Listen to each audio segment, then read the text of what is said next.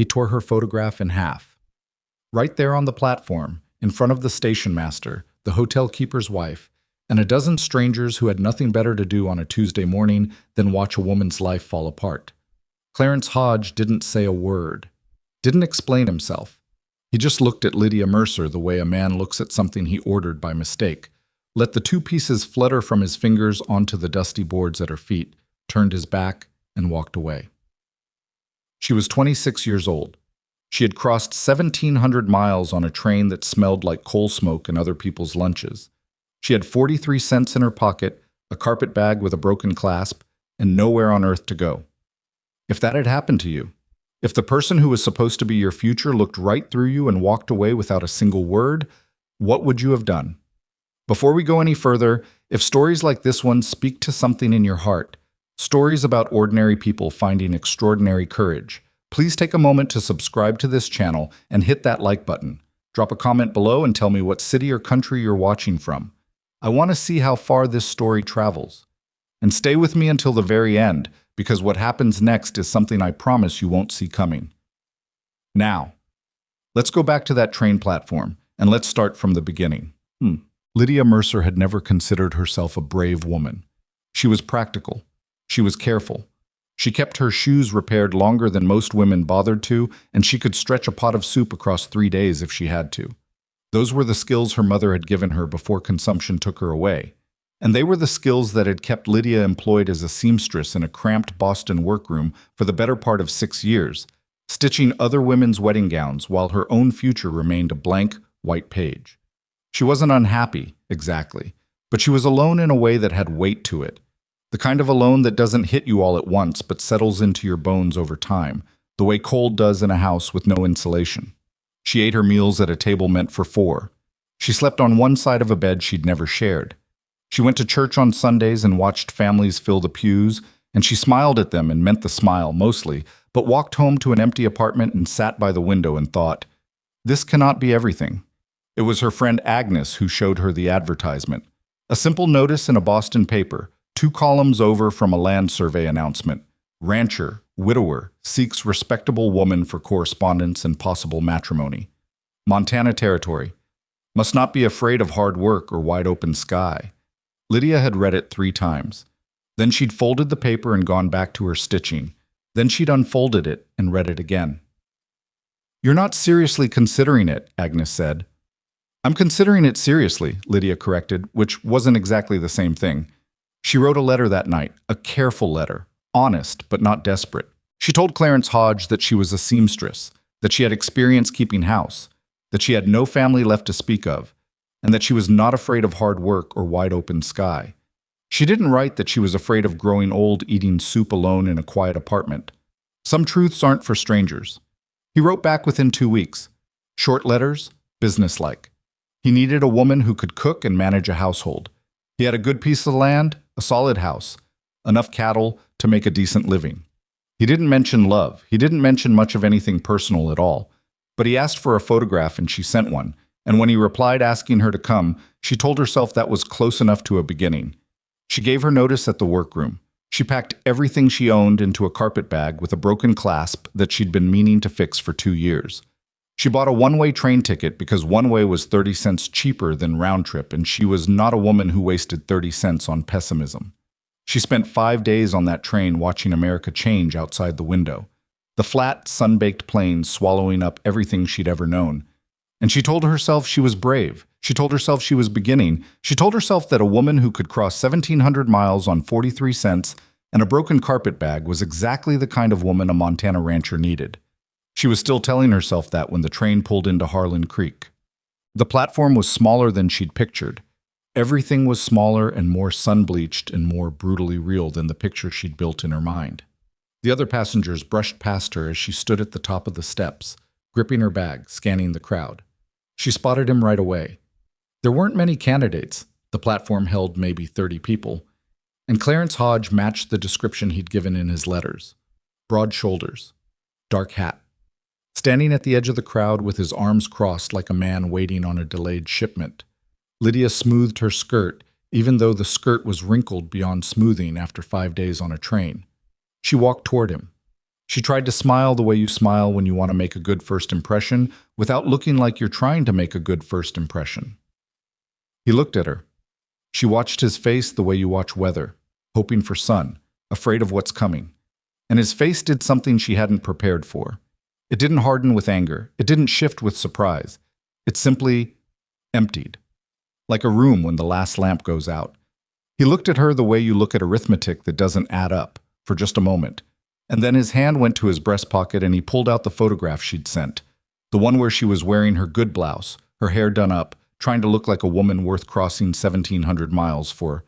And he tore it in half, just like that, no hesitation, like tearing a receipt for something he was returning.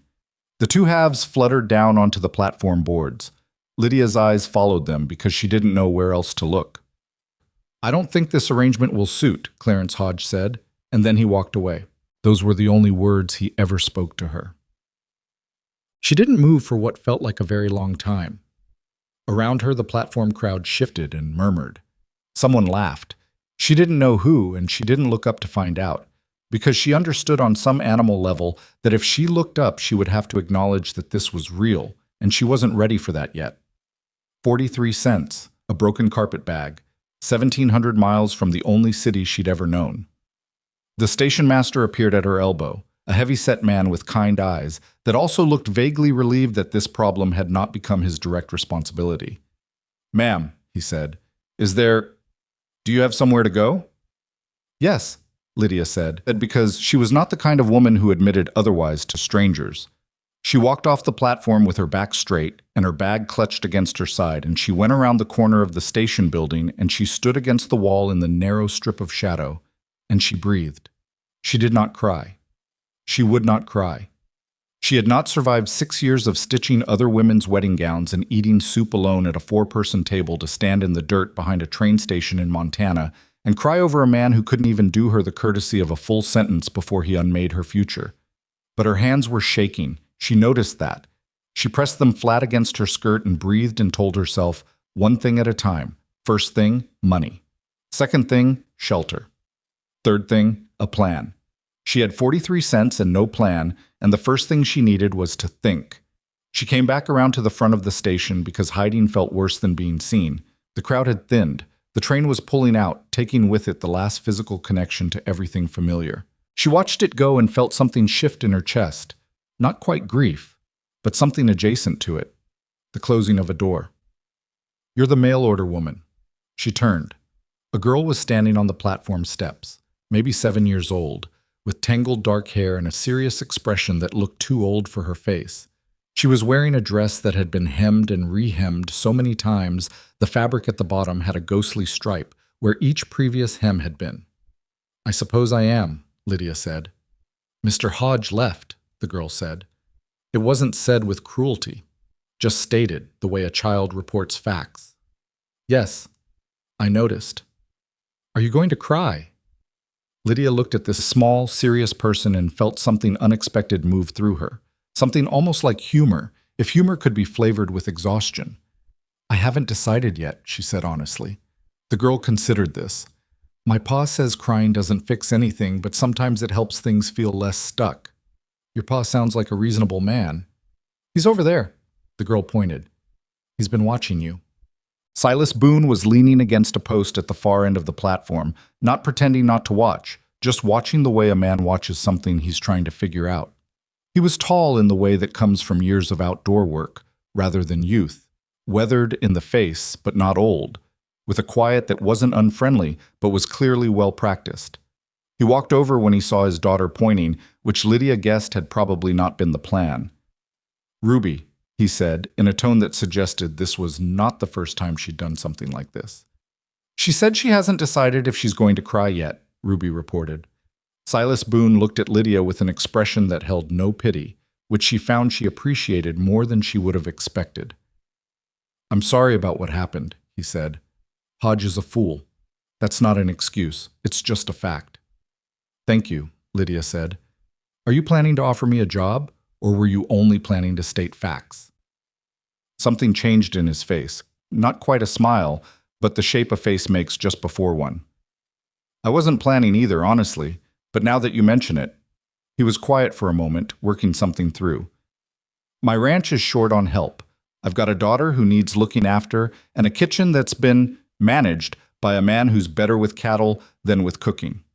I can offer room and board and fair wages, no other promises. I don't need promises, Lydia said. I need work. He looked at her for another moment.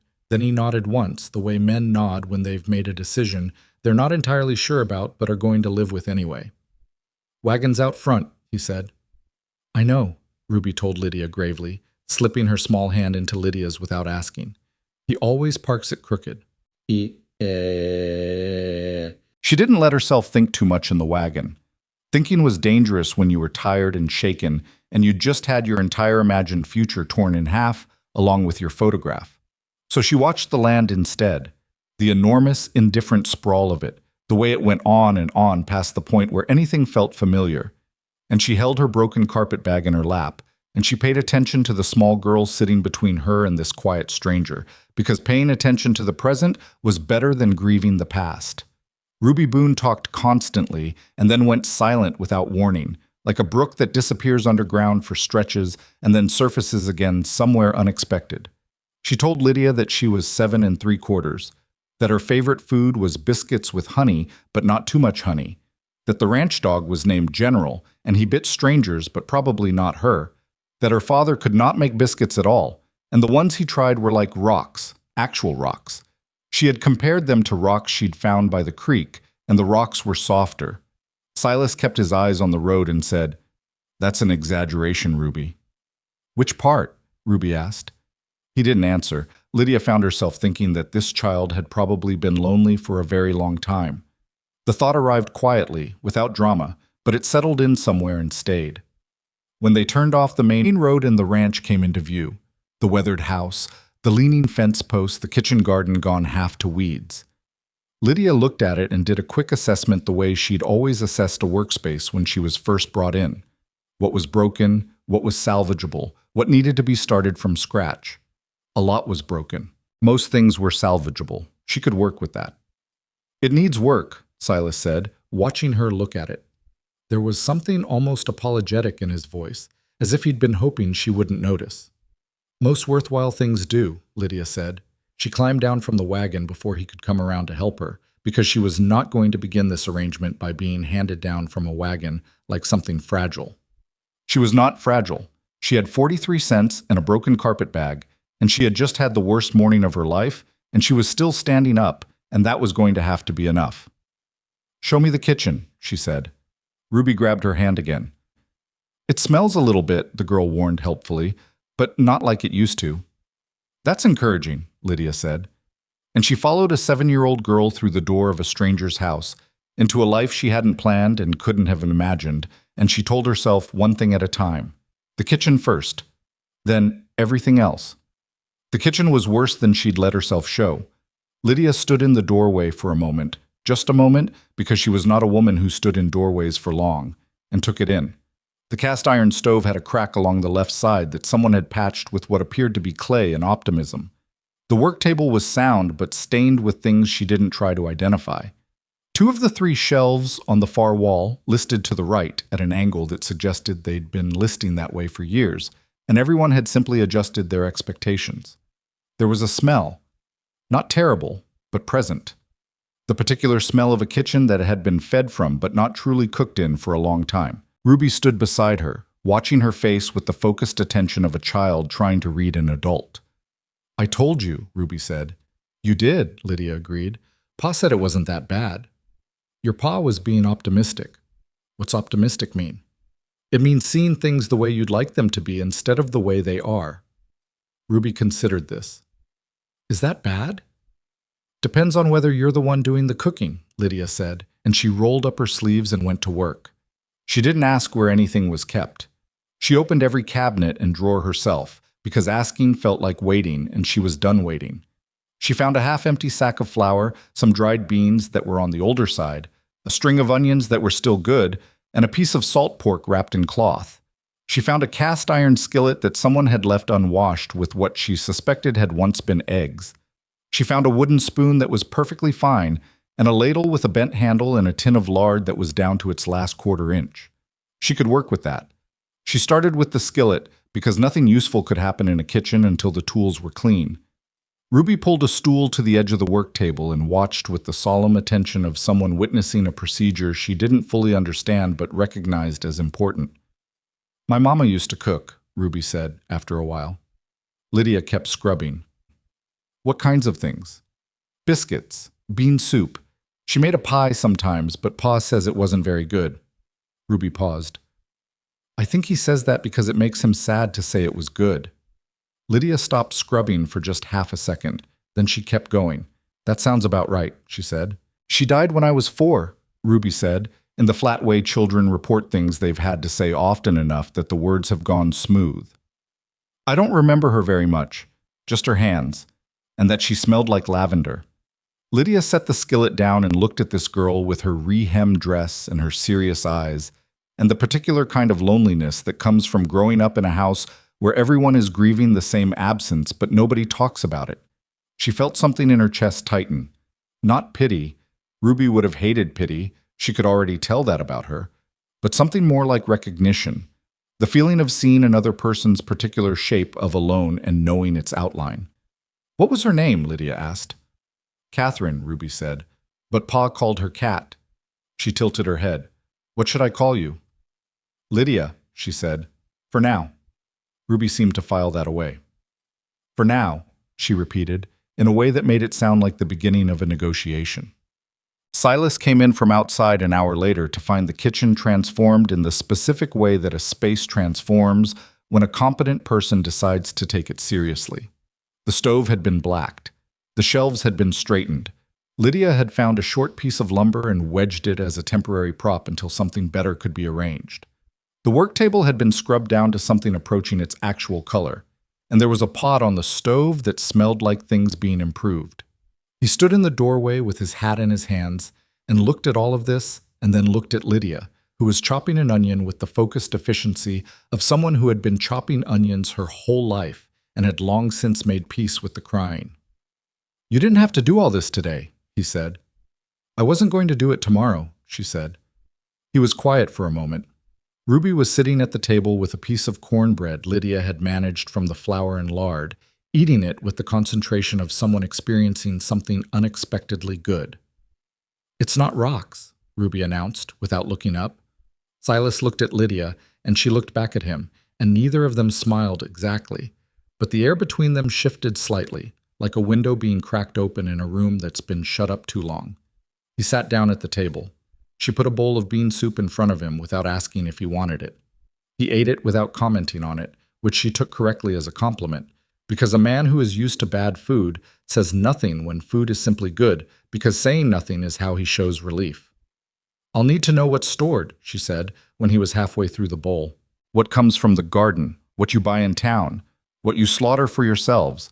I can't plan meals I don't know the inventory for." "I can show you tomorrow." "Tonight would be better." He looked up at her, not unkindly, but measuring. "You've been traveling for 5 days." "Which means I've been sitting for 5 days," Lydia said. "Show me the larder and the garden and I'll sleep fine. Leave it for tomorrow and I'll lie awake trying to plan around things I don't know." Silas put his spoon down, looked at her a moment longer. Then he pushed his chair back.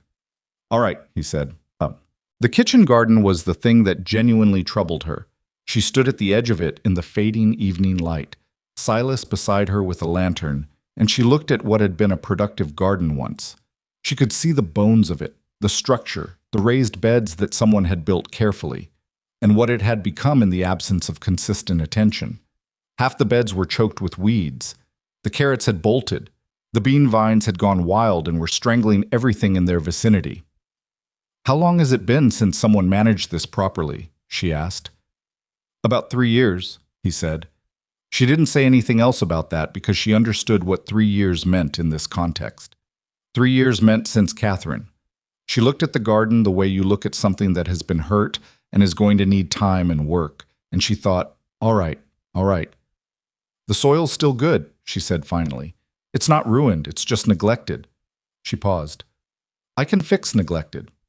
Silas held the lantern up slightly so the light spread further across the beds. "You don't have to fix everything at once." "I'm aware of that," she said.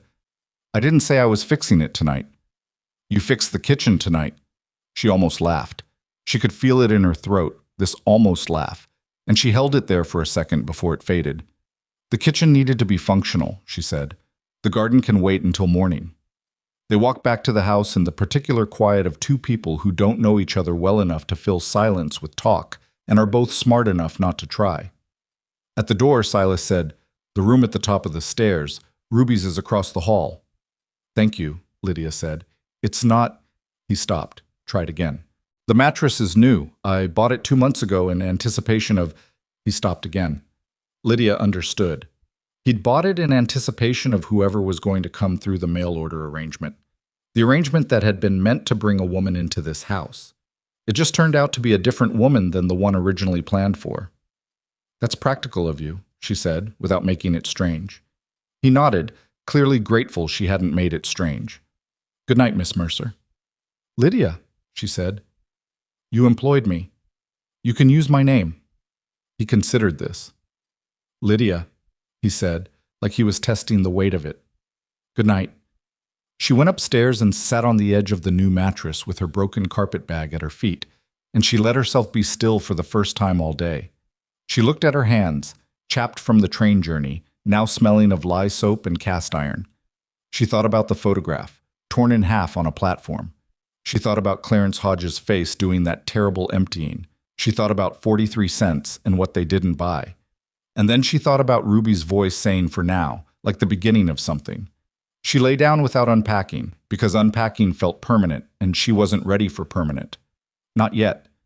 She stared at the ceiling of this stranger's house and listened to the sounds of the Montana night. Enormous, dark, full of things she couldn't name. And eventually, without entirely meaning to, she slept. She was awake before dawn. Old habit, from the workroom. They opened at first light, and she'd trained herself years ago to be dressed and ready and useful before anyone could tell her to be. She came downstairs to find the kitchen cold and empty, the fire in the stove gone to ash, and she built it back up without looking for instructions, and put water on to heat, and started on biscuits before the sun had fully committed to rising. She heard Silas before she saw him, the particular sound of boots on stairs that are trying to be quiet but aren't quite managing it. He appeared in the kitchen doorway, already half-dressed for a day of work, stopped when he registered what he was smelling, and then looked slightly embarrassed, which she found she liked about him. The embarrassment meant he'd expected her to sleep in. He'd expected her to be fragile. He was going to have to readjust. "You don't need to start this early," he said. "I know," she said. "Coffee's almost ready." He sat down. She put a cup in front of him. He wrapped both hands around it and stared at nothing for a moment in the way of a man who is not a morning person but has spent years pretending to be one, and she thought, good. That was useful to know. "I'll need boards," she said. He looked up.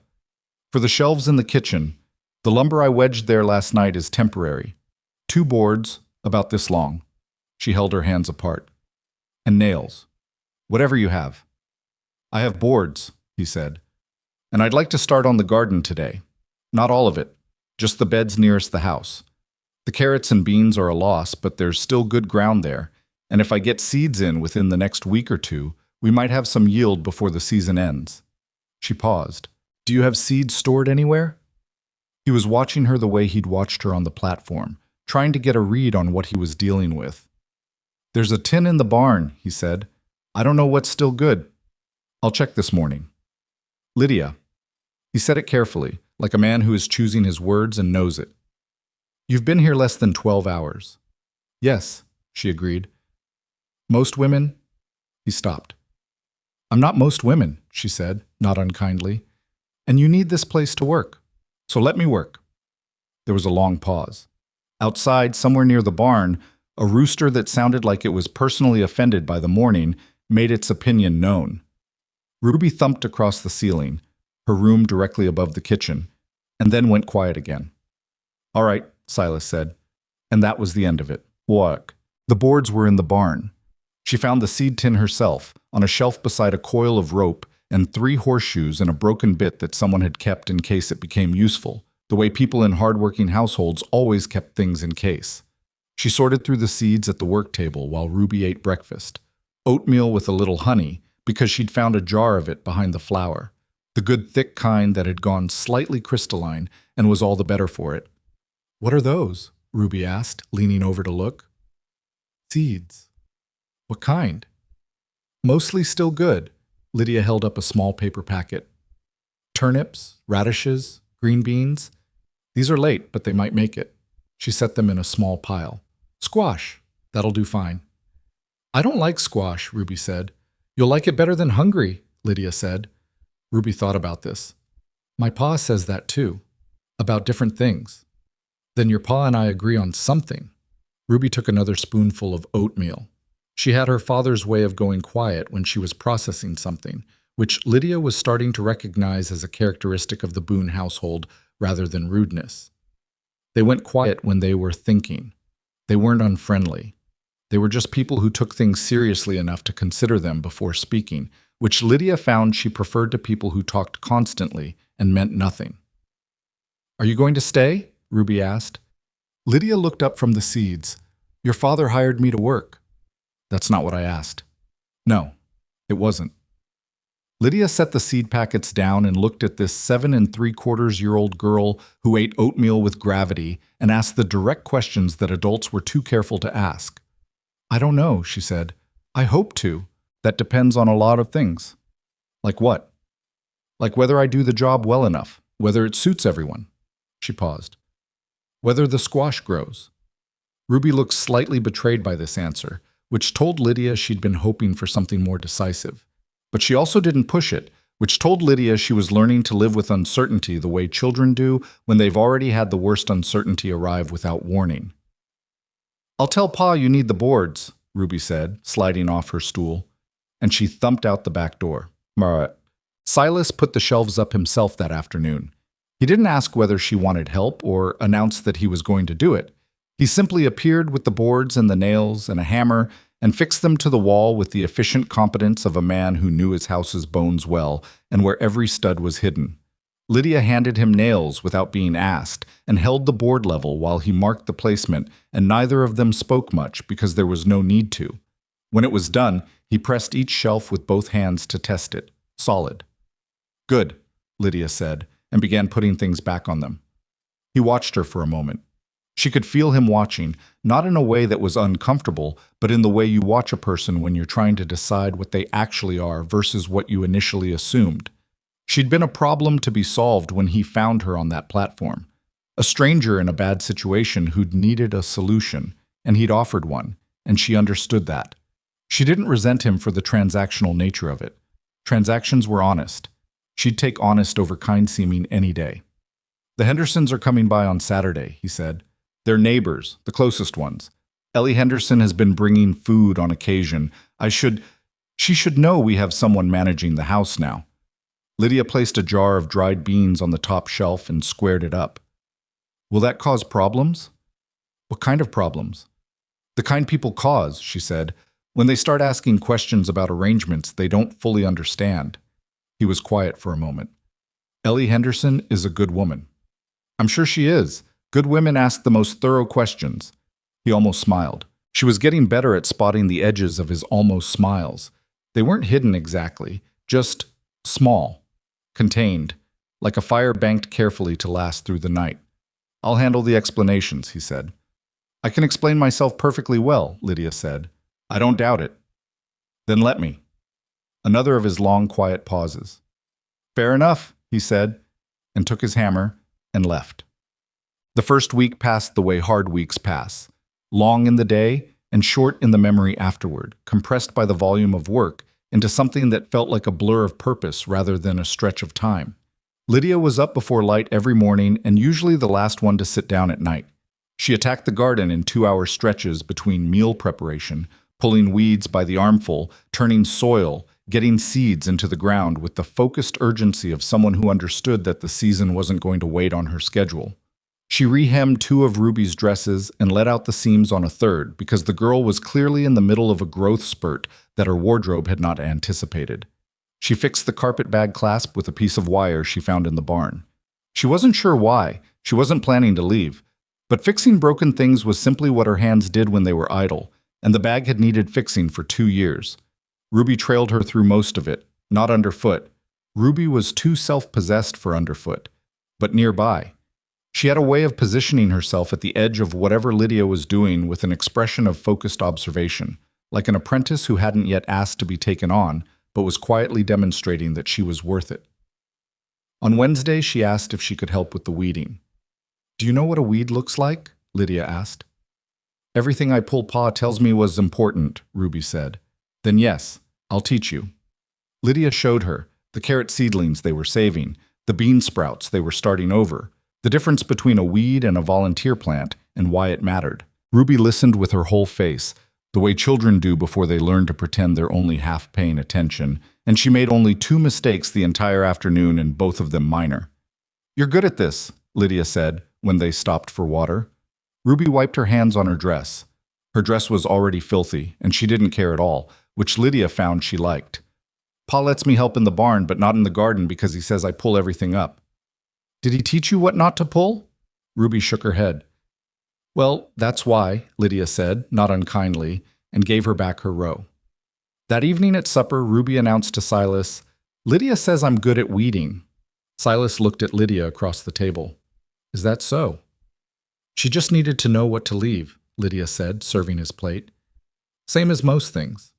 He looked at his daughter's filthy dress, and then at the fact that she was eating with genuine appetite for the first time in what his expression suggested was quite a while, and he said nothing, but the quality of his silence changed, which Lydia was learning was how Silas Boone said the things that mattered most to him. The Hendersons arrived Saturday morning in a wagon driven by a broad, red-faced man named Walt, who laughed at everything, including things that weren't funny. His wife Ellie was smaller and quieter and noticed things with her eyes before she commented on them with her mouth, which told Lydia she was the more careful one and therefore the one worth managing. Ellie brought a pie, which Lydia thanked her for warmly, and then Ellie's eyes moved around the kitchen in that particular way of a woman assessing a kitchen she has been keeping an eye on, and something shifted in her expression. "You've been busy," Ellie said. "There was a lot to do," Lydia said. "The shelves are new." Silas put them up. Ellie looked at Lydia, not unkindly, but directly. "And he said in his note, you're keeping house for him." "That's right." "And Ruby, she's well," Lydia said. "She's helped me in the garden this week. She's a quick learner." Ellie Henderson looked at the kitchen again, and then at Lydia, and there was a long moment in which a woman who had been quietly concerned about a widower and his daughter for 3 years took stock of what she was seeing and made a series of assessments that Lydia could see moving across her face in real time. "The last time I was in this kitchen," Ellie said, more quietly, "there was a pot on the stove that Silas had burned trying to make gravy, and he'd just left it there, like he'd given up on it." Lydia didn't say anything. She waited. "I'm glad," Ellie said simply. "I'm glad someone is here who knows what they're doing." It wasn't quite friendship, it wasn't an endorsement, but it was an honest woman giving an honest verdict, and Lydia found that was enough. Outside, she could hear Ruby showing Walt Henderson the garden with the proprietary pride of someone who had helped build something and was not shy about claiming partial credit. Walt was laughing his laugh at everything Ruby said. Ruby, who did not laugh unnecessarily at anything, sounded like she was tolerating him. Silas appeared in the kitchen doorway with a coffee cup, heard the sound of Ruby's running commentary from the garden, and looked at Lydia with an expression she was only now beginning to catalog. The specific softening that happened in his face when he heard his daughter sounding like a child rather than a small old person carrying too much weight. "She's telling Walt about the squash," he said. "She doesn't like squash," Ellie said. "She doesn't," Lydia agreed. "But she planted half of it." Silas looked at her. That banked fire almost smile again. He turned and went back outside, and Lydia turned back to the stove, and Ellie Henderson sat down at the table without being asked in the way of a woman who knows she's welcome now. What nobody talked about at the dinner table that evening was Clarence Hodge. But everybody at that table knew the story, because Harlan Creek was small, and news traveled on the same wind as everything else, and Lydia understood from the particular carefulness of the way Walt Henderson did not reference it that it had been thoroughly discussed before they arrived. She appreciated the care. She did not appreciate the pity that occasionally leaked through despite the care, a certain quality of warmth directed at her that was slightly more than her company alone warranted. The warmth of people who feel bad for you and are trying not to show it. She didn't need to be felt bad for. She needed to be treated like a person with skills doing a job, which Walt managed without quite achieving it. Ellie managed it better. Silas managed it perfectly by not managing it at all, by simply talking to her the same way he had the first evening, practical and direct, and treating her opinions on the state of the root cellar with the same attention as he treated Walt's opinions on cattle prices. After the Hendersons left, Ruby helped clear the table without being asked, which was new, and Silas dried the dishes without being asked either, and the three of them worked in the kitchen together in a quiet that felt different from the first evening's quiet. Less cautious, less provisional. "The Hendersons are coming to the 4th of July gathering," Ruby announced, drying a plate with great concentration. "Ellie said there's music and pie." "There's already pie," Silas said. "Ellie left one." "A different pie," Ruby said, with the firmness of someone for whom this distinction was obvious. "An outside pie." Lydia bit the inside of her cheek. "An outside pie," she repeated. "Will you come?" Ruby asked, looking up at her with that direct gaze. Lydia dried her hands on a towel. Thought about being in town.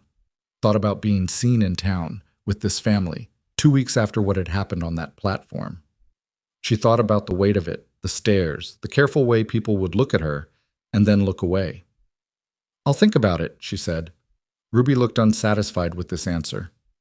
"You said that about the squash," she said, "and then you planted it." "Ruby," Silas said, without heat.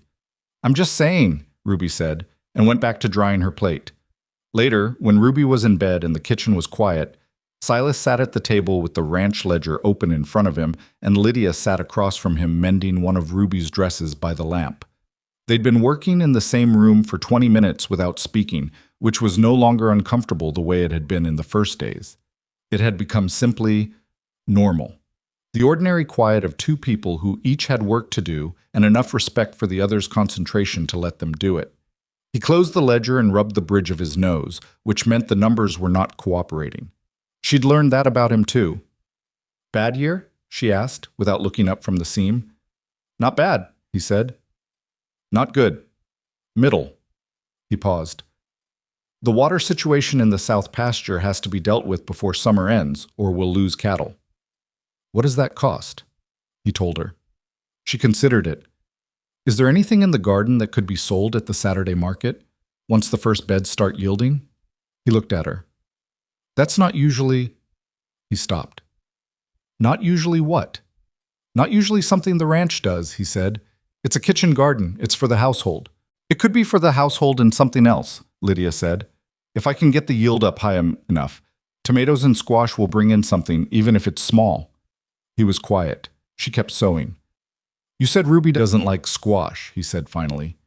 "She'll like it better than watching you lose cattle for want of water," Lydia said. The almost smile surfaced. Stayed a little longer this time before it went back under. "All right," he said. "We can try." She nodded and pushed the needle through the fabric and didn't point out that this was the third time in 2 weeks he'd said all right to something she'd proposed, and that 3 times in 2 weeks was the beginning of a pattern, and that a pattern was the beginning of trust. She didn't point it out because she didn't need to. She just kept sewing. Outside, the Montana night was enormous and dark, and full of sounds she still couldn't entirely name, but they bothered her less than they had in the first days. She was starting to learn their shapes. She was starting to learn a lot of things about this place. The way the morning light came through the kitchen window at an angle that made the work table glow. The way the south wind smelled different from the north wind, and what each one meant for the next day's weather. The way Silas Boone held his coffee with both hands when he was thinking hard about something. The way Ruby snored quietly and wouldn't admit it. She wasn't going to think about what any of that meant. Not yet. She was going to finish mending this dress and put out the lamp and go to bed. And tomorrow she was going to get up before dawn and build up the fire and check on the bean seedlings and plan the week's meals around what was coming ripe. And she was going to do useful work in a place that needed her, and she was going to not think about whether she was starting to need it back. That was the plan, anyway. She bit the thread and folded the dress and set it on the chair beside the stairs for Ruby in the morning. Silas had already closed the ledger and was on his feet, and they moved around each other in the small kitchen in the natural way of people who have mapped each other's movements without realizing they've been doing it. "Good night," she said. "Good night, Lydia," he said. He'd stopped testing the weight of her name. It just came easily now, the way familiar things do when you've used them enough that they've worn smooth. She went upstairs. She unpacked the carpet bag. She didn't think about it too hard. She just did it. Folded her things into the drawer, set her comb on the little shelf by the window, tucked the empty bag under the bed. It took 4 minutes. It wasn't a declaration. It wasn't a decision about the future. It was just a woman, finally, putting her things where she could find them without rooting through a bag. But her hands had stopped shaking. She noticed that lying in the dark. They'd been shaking off and on since the platform, a tremor so small she'd been almost able to convince herself it wasn't there. And now it was gone. Somewhere in the past 2 weeks, between the seeds and the shelves and the bean soup and the almost smiles and a 7-year-old girl explaining outside pies, it had stopped. She lay in the dark and listened to the enormous Montana night and breathed, and for the first time in a long time, the quiet didn't feel like absence. It just felt like quiet. The 4th of July came in hot and stayed that way.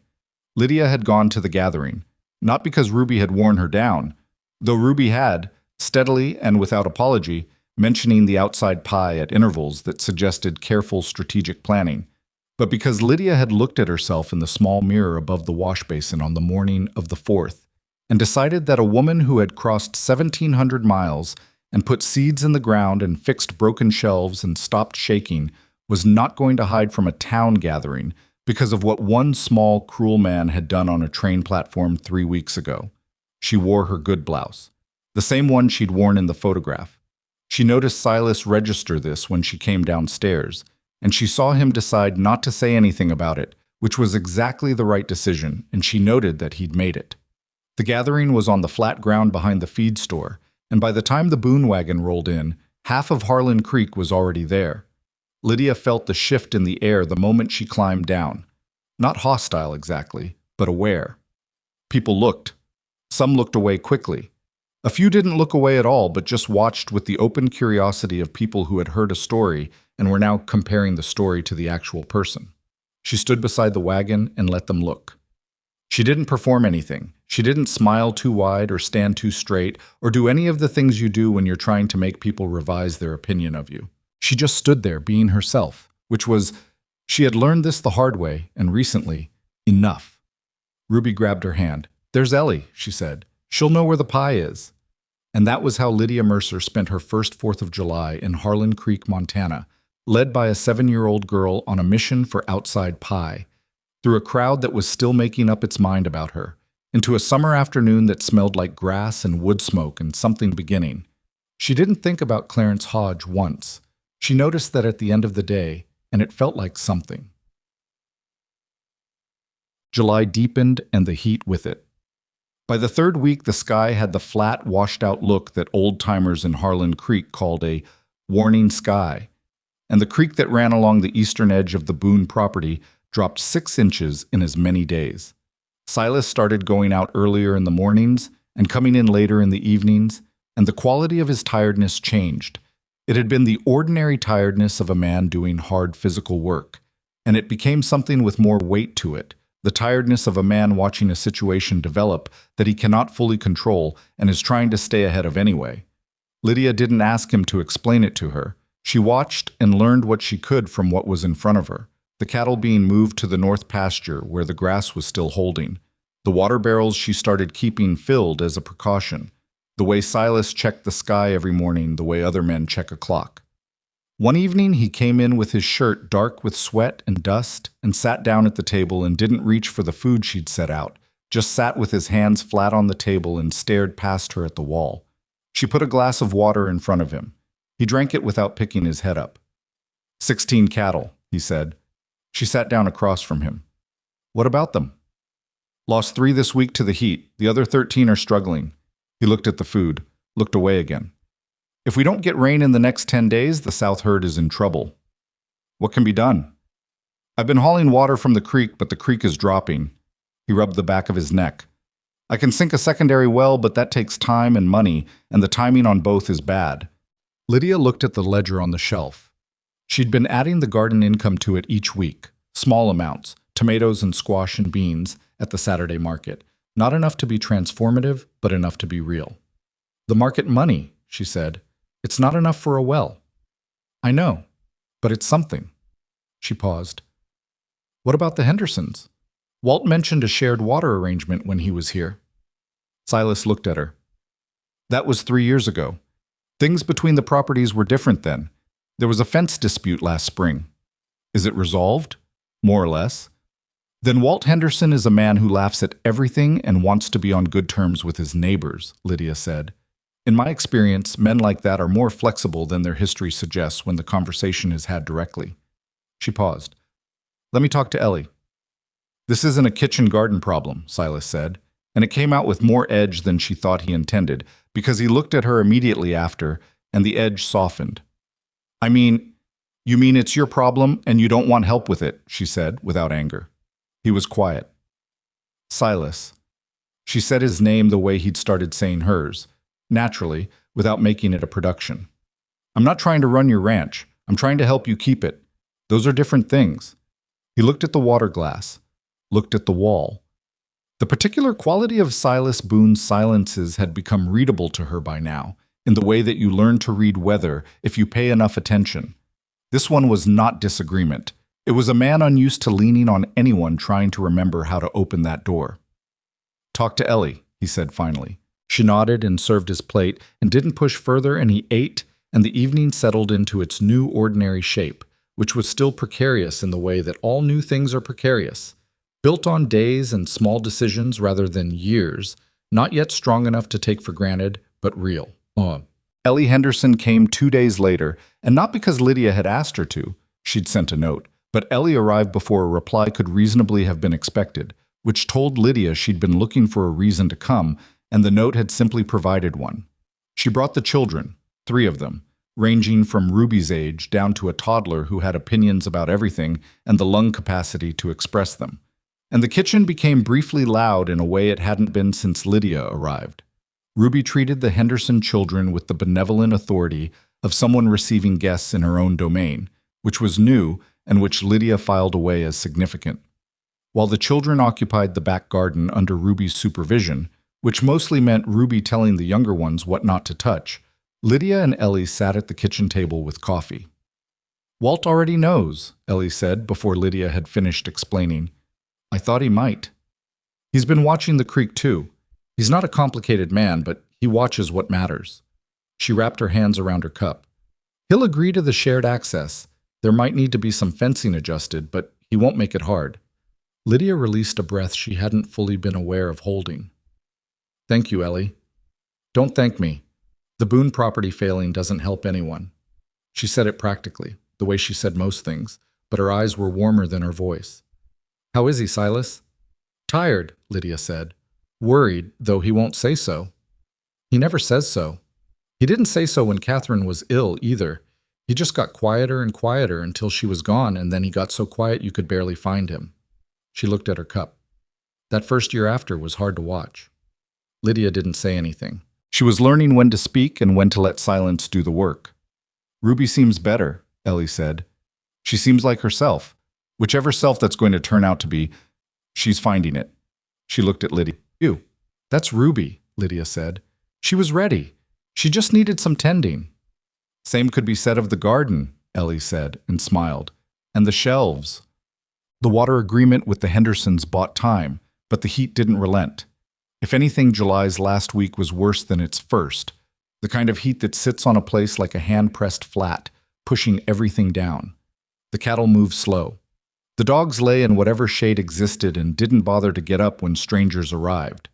The garden had to be watered morning and evening now, and even then some of the younger plants looked skeptical about their prospects. Silas was up before dawn every day, and Lydia was up with him, not because she'd decided to match his hours, but because the kitchen was the engine of the household, and the engine needed to be running when the workers needed fuel. She made large breakfasts, biscuits, eggs when there were enough, salt pork fried with onion, strong coffee, because men doing hard physical labor in heat need more food than they think they need, and she was going to make sure it was there. He stopped arguing with the food. He ate what she put in front of him. Small concession, but she noticed. One evening she found Ruby on the back step with a tin cup of water, not drinking it, just holding it and looking at the garden. The squash plants were doing well. The The ones Ruby had planted herself were doing especially well, which Lydia had pointed out to her when it was clearly true and not before, because premature encouragement was just flattery and Ruby was too sharp for flattery. "They're drooping," Ruby said. "They're hot," Lydia said, sitting down beside her on the step.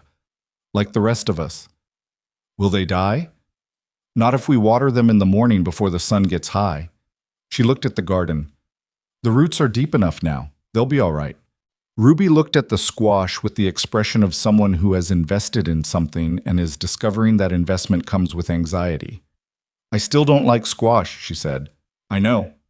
But I don't want them to die." "I know that too," Lydia said. Ruby leaned slightly against her side. It wasn't dramatic. Ruby didn't do dramatic. It was just a small, quiet lean, the way a child moves toward warmth without making an announcement about it. Lydia stayed very still, because she understood without having to think about it that making a thing of this would ruin it. They sat on the back step in the cooling evening, looking at the garden together, and after a while Ruby said, "My pa watches you sometimes." Lydia didn't answer right away. "Does he?" she said finally. "When you don't notice," Ruby said. "He looks at you like he's trying to figure something out." "What kind of something?" Ruby considered. "I don't know. The same way he looks at the sky when the weather's changing and he can't tell which direction it's going to go." Lydia looked at the garden and held her face very still. "Is that bad?" Ruby asked. "No," Lydia said. "That's not bad." Ruby seemed to accept this. The evening settled around them. Inside, through the kitchen window, they could hear Silas moving around, the sound of water being poured, the particular weight of his boots on the floor that she could now identify the same way she could identify the sound of that one loose board on the third step. She was in trouble, she thought. Not the bad kind. The other kind. The kind you can't precisely name until it's already arrived. The night it happened was the hottest night of the year. Lydia knew it even before she went to bed. The air had the thick, close quality of a room with all the windows nailed shut, and the wind that usually came down from the north after dark had simply failed to arrive. She lay on top of the covers instead of under them and listened to the sound of the cattle moving restlessly in the near pasture and thought about the water levels and whether the morning would bring any relief. She heard Ruby at roughly 10:30, not crying. Ruby almost never cried, she'd learned this. Crying was not in Ruby's repertoire. But there was a sound, a small sound, something between a whimper and a murmur, and Lydia was up and across the hall before she'd fully decided to be. The girl was burning. Lydia put her hand to Ruby's forehead and felt the heat of it and understood immediately, and with the specific clarity that comes not from training, but from the cellular knowledge of someone who has, at some point in her life, been very sick and very alone and knows what it feels like when the body starts to lose its argument against itself. "Ruby," she said. "Ruby, can you hear me?" Ruby's eyes opened. They were glassy and unfocused in a way that made Lydia's stomach drop. "I'm cold," she said, even though she was burning. "I'm cold, and I feel strange." "I know," Lydia said. "I've got you." She was already moving, back to her room for the basin, cold water from the pitcher she kept by the window, a cloth, everything she could think of.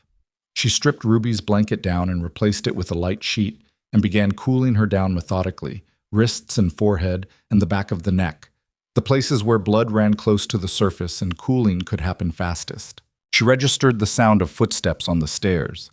Silas appeared in the doorway in the half-dark, taking in the scene with the rapid assessment of a man who has experienced bad things arriving without warning and has learned to read emergency the moment he sees it.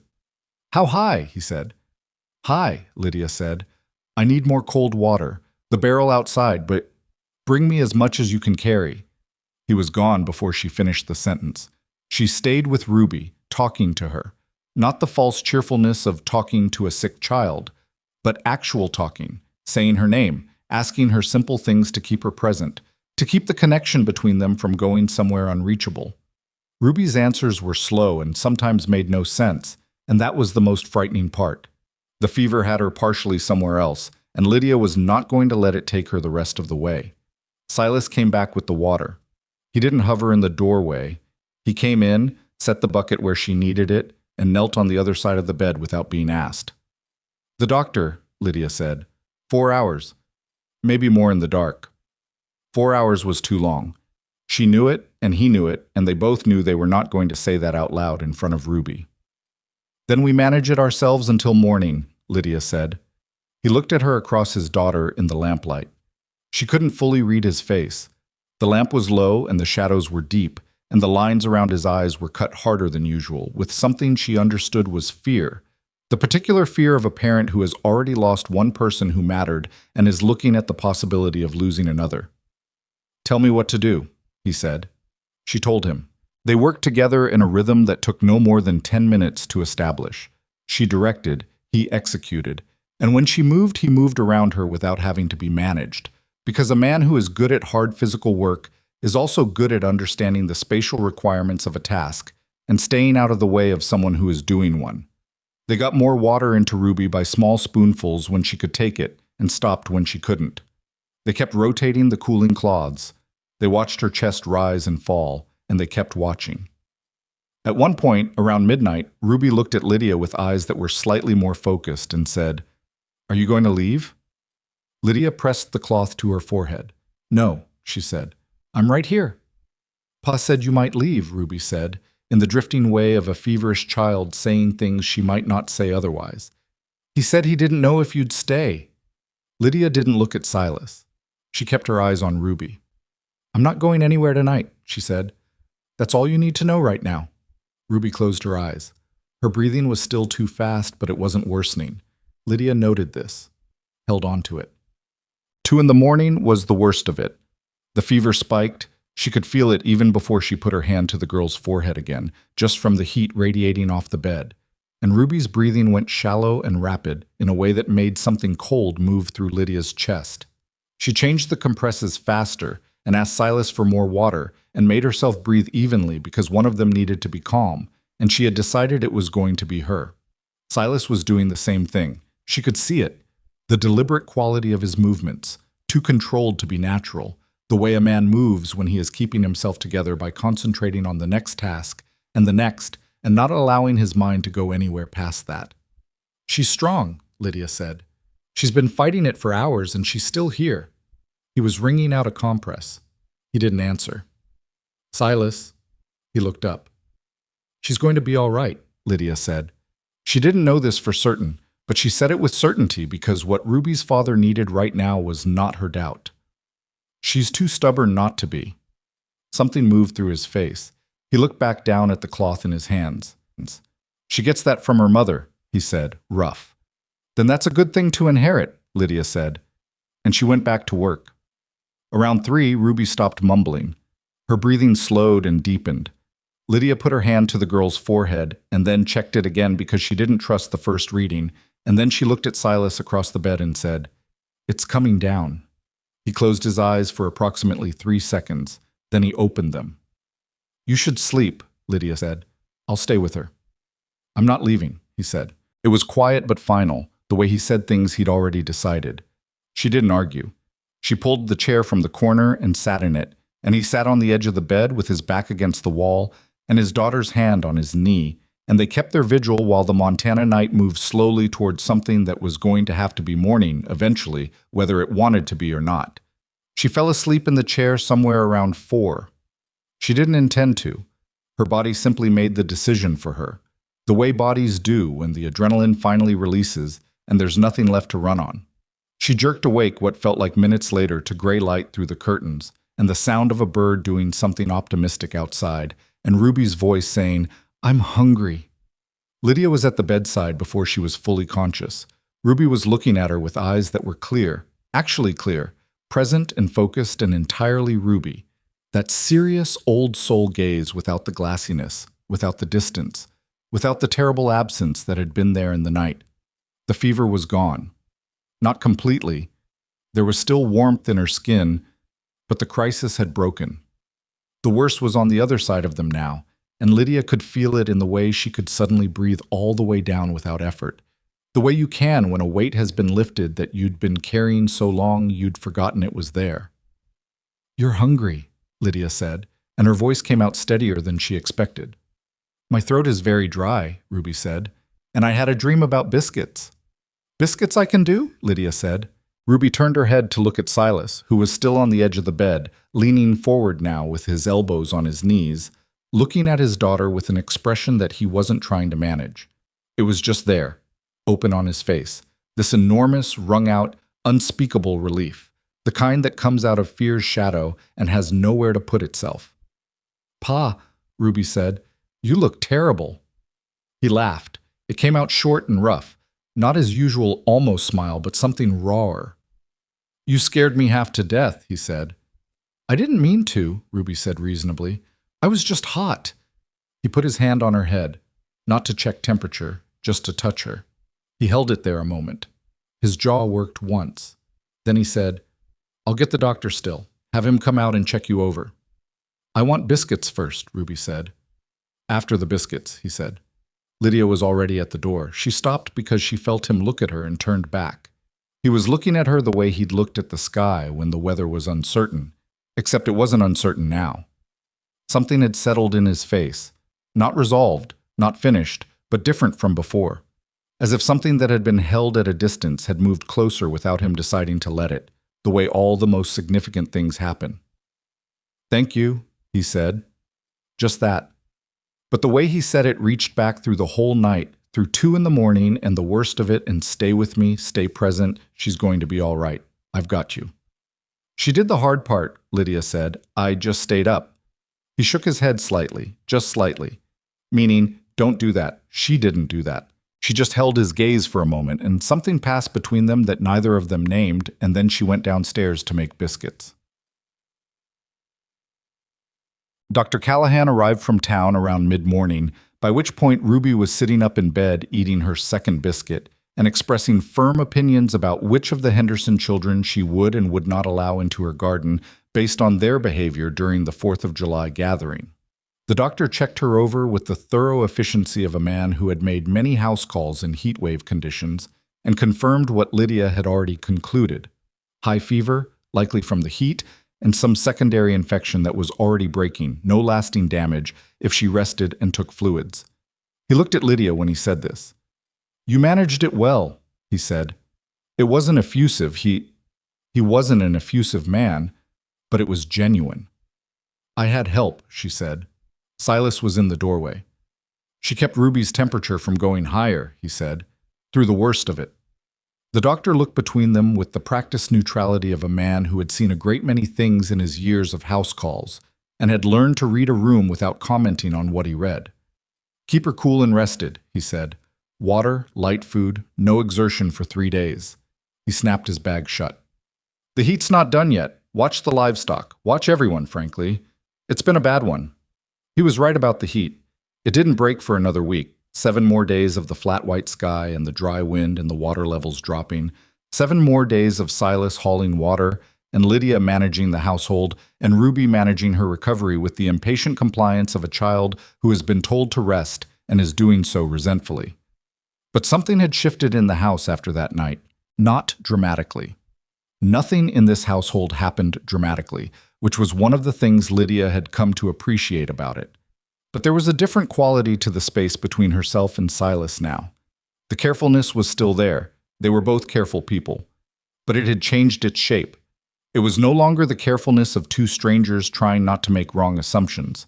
It was the carefulness of 2 people who knew something significant about each other now and were moving slowly around that knowledge, respecting its weight. He started asking her things. Not just what she needed for the household, he'd done that early on, but other things. What she thought about the South pasture arrangement. Whether she agreed with his decision to sell 3 cattle rather than risk losing them to the heat. What she'd made of something Walt Henderson had said on his last visit. She answered honestly, as she always did, and he listened the way he did everything, with his whole attention, which was a quality she'd learned to recognize and had stopped taking for granted. One evening after supper, she was in the garden. The late light was beautiful on it now, the squash enormous and ridiculous and thriving, the beans coming in, the tomatoes beginning to blush. And she heard his boot on the path behind her and didn't turn around. He came to stand beside her. They looked at the garden. "It looks nothing like it did when you got here," he said. "No," she agreed. "The yield from the Saturday market has been more than I expected." He paused. More than I thought was possible from a kitchen garden. It's not really a kitchen garden anymore, Lydia said. It's something between a kitchen garden and an actual growing operation. If we expand the eastern bed next spring and add another row of tomatoes, we could. She stopped, because she'd said next spring without thinking about it. As if next spring were simply a given, as if she would simply be here. She felt him register this, the same way she had. If we expand the eastern bed, she said again, more carefully, there would be room for a second squash variety, a winter type that stores better. He was quiet for a moment. Ruby would be incensed, he said. Ruby planted half the squash we have, Lydia said. She has no standing to be incensed. The almost smile came and went. He was quiet again, and this particular quiet had the quality she'd started to recognize as him, circling something he wanted to say and deciding how to say it. You said next spring, he said. Not accusatory, just noting it. I know I did. Did you mean it? She looked at the garden. She looked at the tomatoes blushing and the squash gone enormous, and the beans she'd planted from seeds in a tin on a shelf in a barn on her second morning here.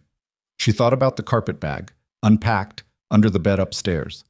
She thought about a 7-year-old girl eating her second biscuit with clear eyes after the longest night of Lydia's life. Yes, she said. I meant it. He nodded. The particular deep nod of a man absorbing something that matters and not making a performance of it. He stood beside her in the garden for a little while longer, in the evening light, and neither of them said anything more about it. But when they went back inside for the night, Silas held the door open for her, and she walked through it. And there was nothing remarkable about the gesture. Nothing performed, nothing loaded, just a man holding a door for a woman who lived in his house. And somehow that ordinariness was the thing that got her, the sheer comfortable ordinariness of it. She went upstairs. She heard Ruby call out from her room, Lydia, is there water? I'm thirsty. And she went to get it and brought it back and sat on the edge of the girl's bed while she drank it. And Ruby looked at her with those clear, serious eyes and said, I told Pa you'd stay. Did you? Lydia said. He wasn't sure. Ruby handed back the cup. I told him you already unpacked your bag. I saw you do it after that first week. Lydia looked at this child who noticed everything and never missed a thing, and had the alarming accuracy of the very young when they chose to apply it. You were spying on me, she said. I was walking past your room, Ruby said with great dignity. The door was open. Fair enough. Are you mad? No, Lydia said, and she meant it. She pulled the sheet up around the girl's shoulders. It was still warm, but the nights were beginning to carry the first faint suggestion of their eventual coolness, the way Montana nights did even in the middle of a heat wave, reminding you that it wouldn't last forever. Go to sleep, Ruby. Lydia. The girl's voice was already going soft with exhaustion. I'm glad you came on the train. Lydia smoothed the sheet. She stayed until Ruby's breathing went even and slow. Then she stood and crossed the dark hall and stood in the doorway of her own room, the room with the new mattress, and the drawer where her things were, and the small shelf where her comb lived. And she looked at it. Her room, she was starting to think of it that way without correcting herself. Outside the window, the heat had finally begun to break. There was a different quality to the air, some movement in it that hadn't been there for weeks. And the sky to the northwest had taken on that particular shade that meant something was coming. Not a storm, necessarily, but a change. The kind of change that a place that has been waiting too long for relief makes, when it finally feels it approaching. She stood in the doorway and breathed the changed air. And somewhere down the hall, in a room that was very much his own, she heard Silas Boone do the same. The rain came 3 days after Ruby's fever broke.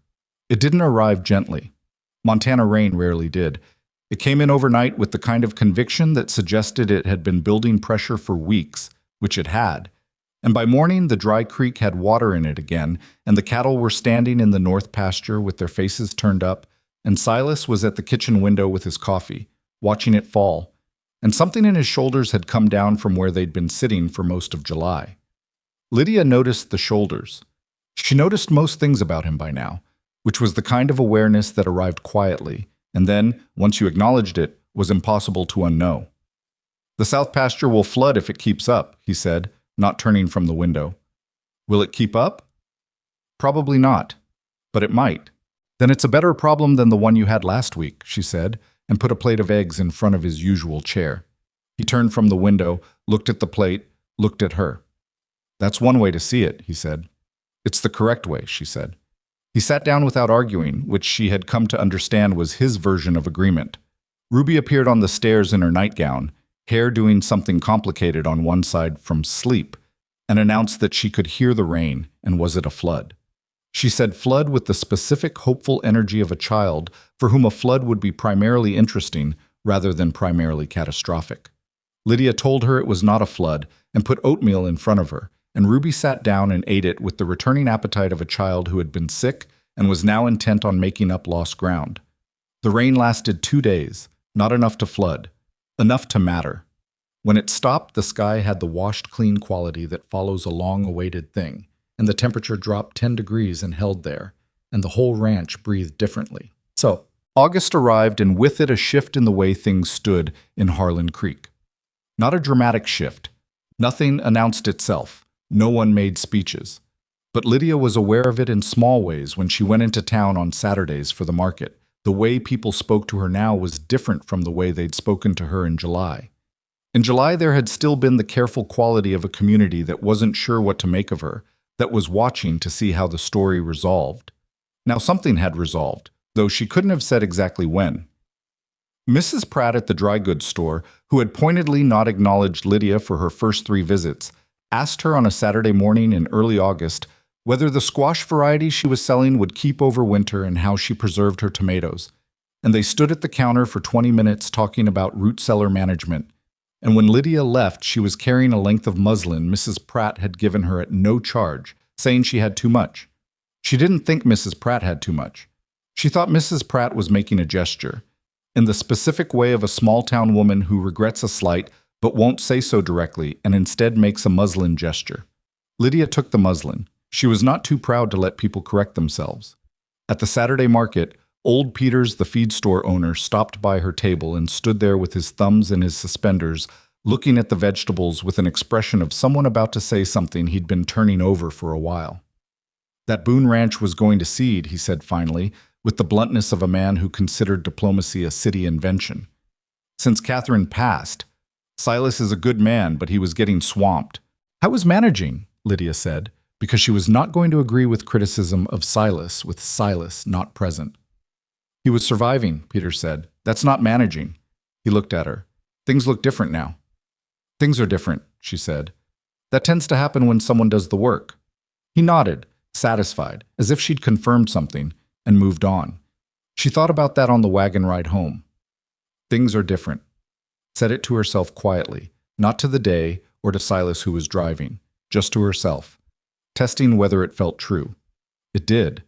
Everything felt different, including herself, and that was the part she was still getting used to.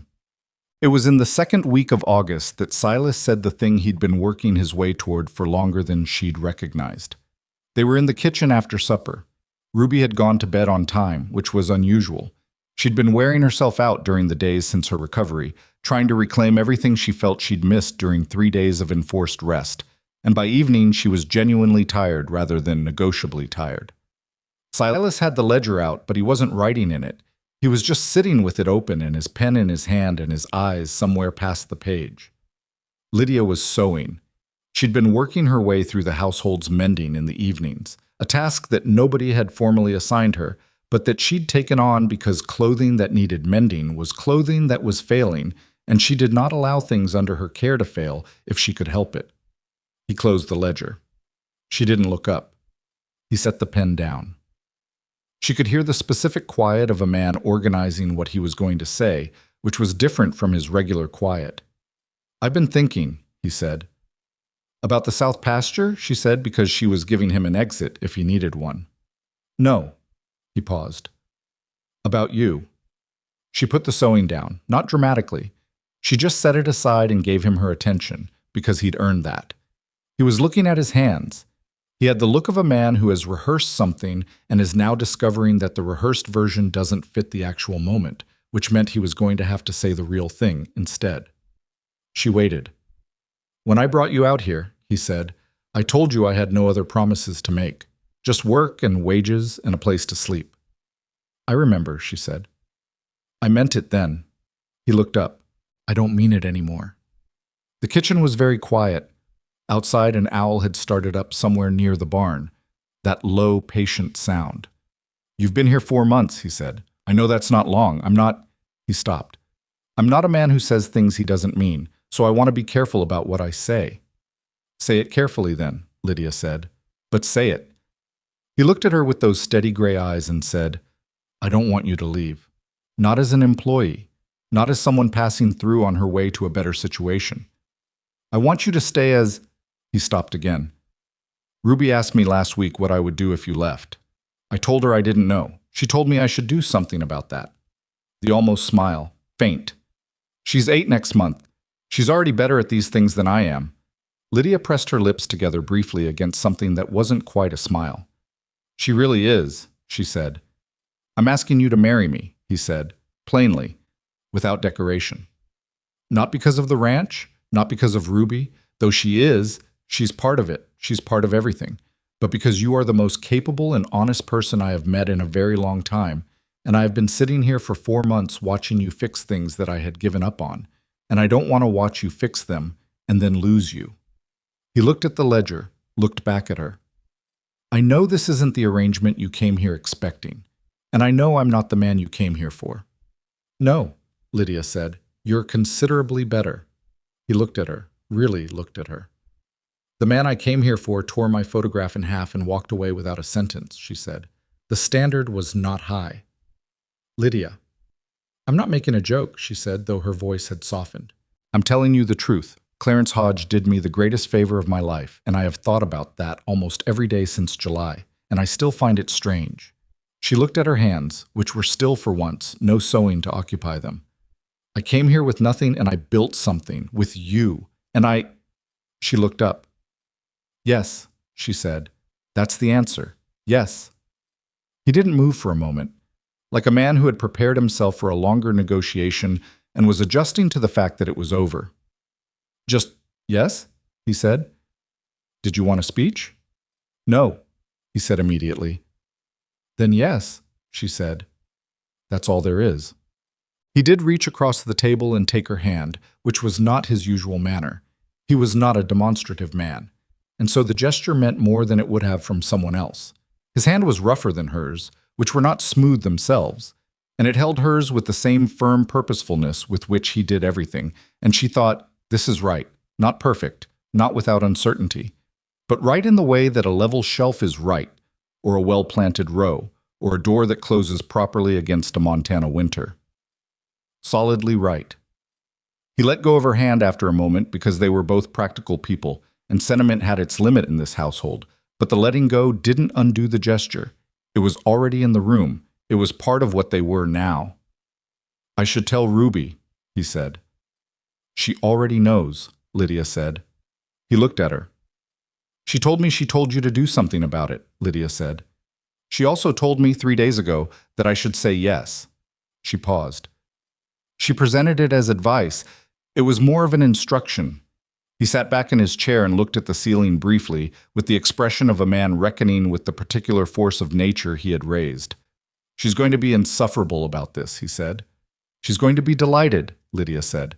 She's earned the right. They told her in the morning. Silas called her down from her room before breakfast, which was irregular enough that Ruby appeared on the stairs with her hair only half done and an expression of alert attention, because irregular things in this household were worth investigating immediately. She looked between them. She looked at Lydia. She looked at her father. Did you ask her? She said. Silas looked at Lydia. Lydia looked at Ruby. He did, Lydia said. Did you say yes? I did. Ruby sat down on the stair step. Not because she was overcome, Ruby was rarely overcome, but with the specific weight of someone absorbing something they'd wanted for a long time and are now in the process of verifying that it's real. When? She said. We haven't decided on a date yet, Silas said. Soon, though? Yes, Lydia said. Soon. Ruby looked at her father. I told you, she said with a quiet satisfaction that she was too dignified to make loud. You did, he said. You didn't believe me. I was uncertain, he corrected.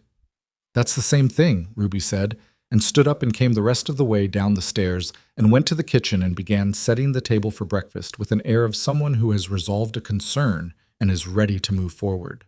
Lydia looked at Silas. He looked back at her.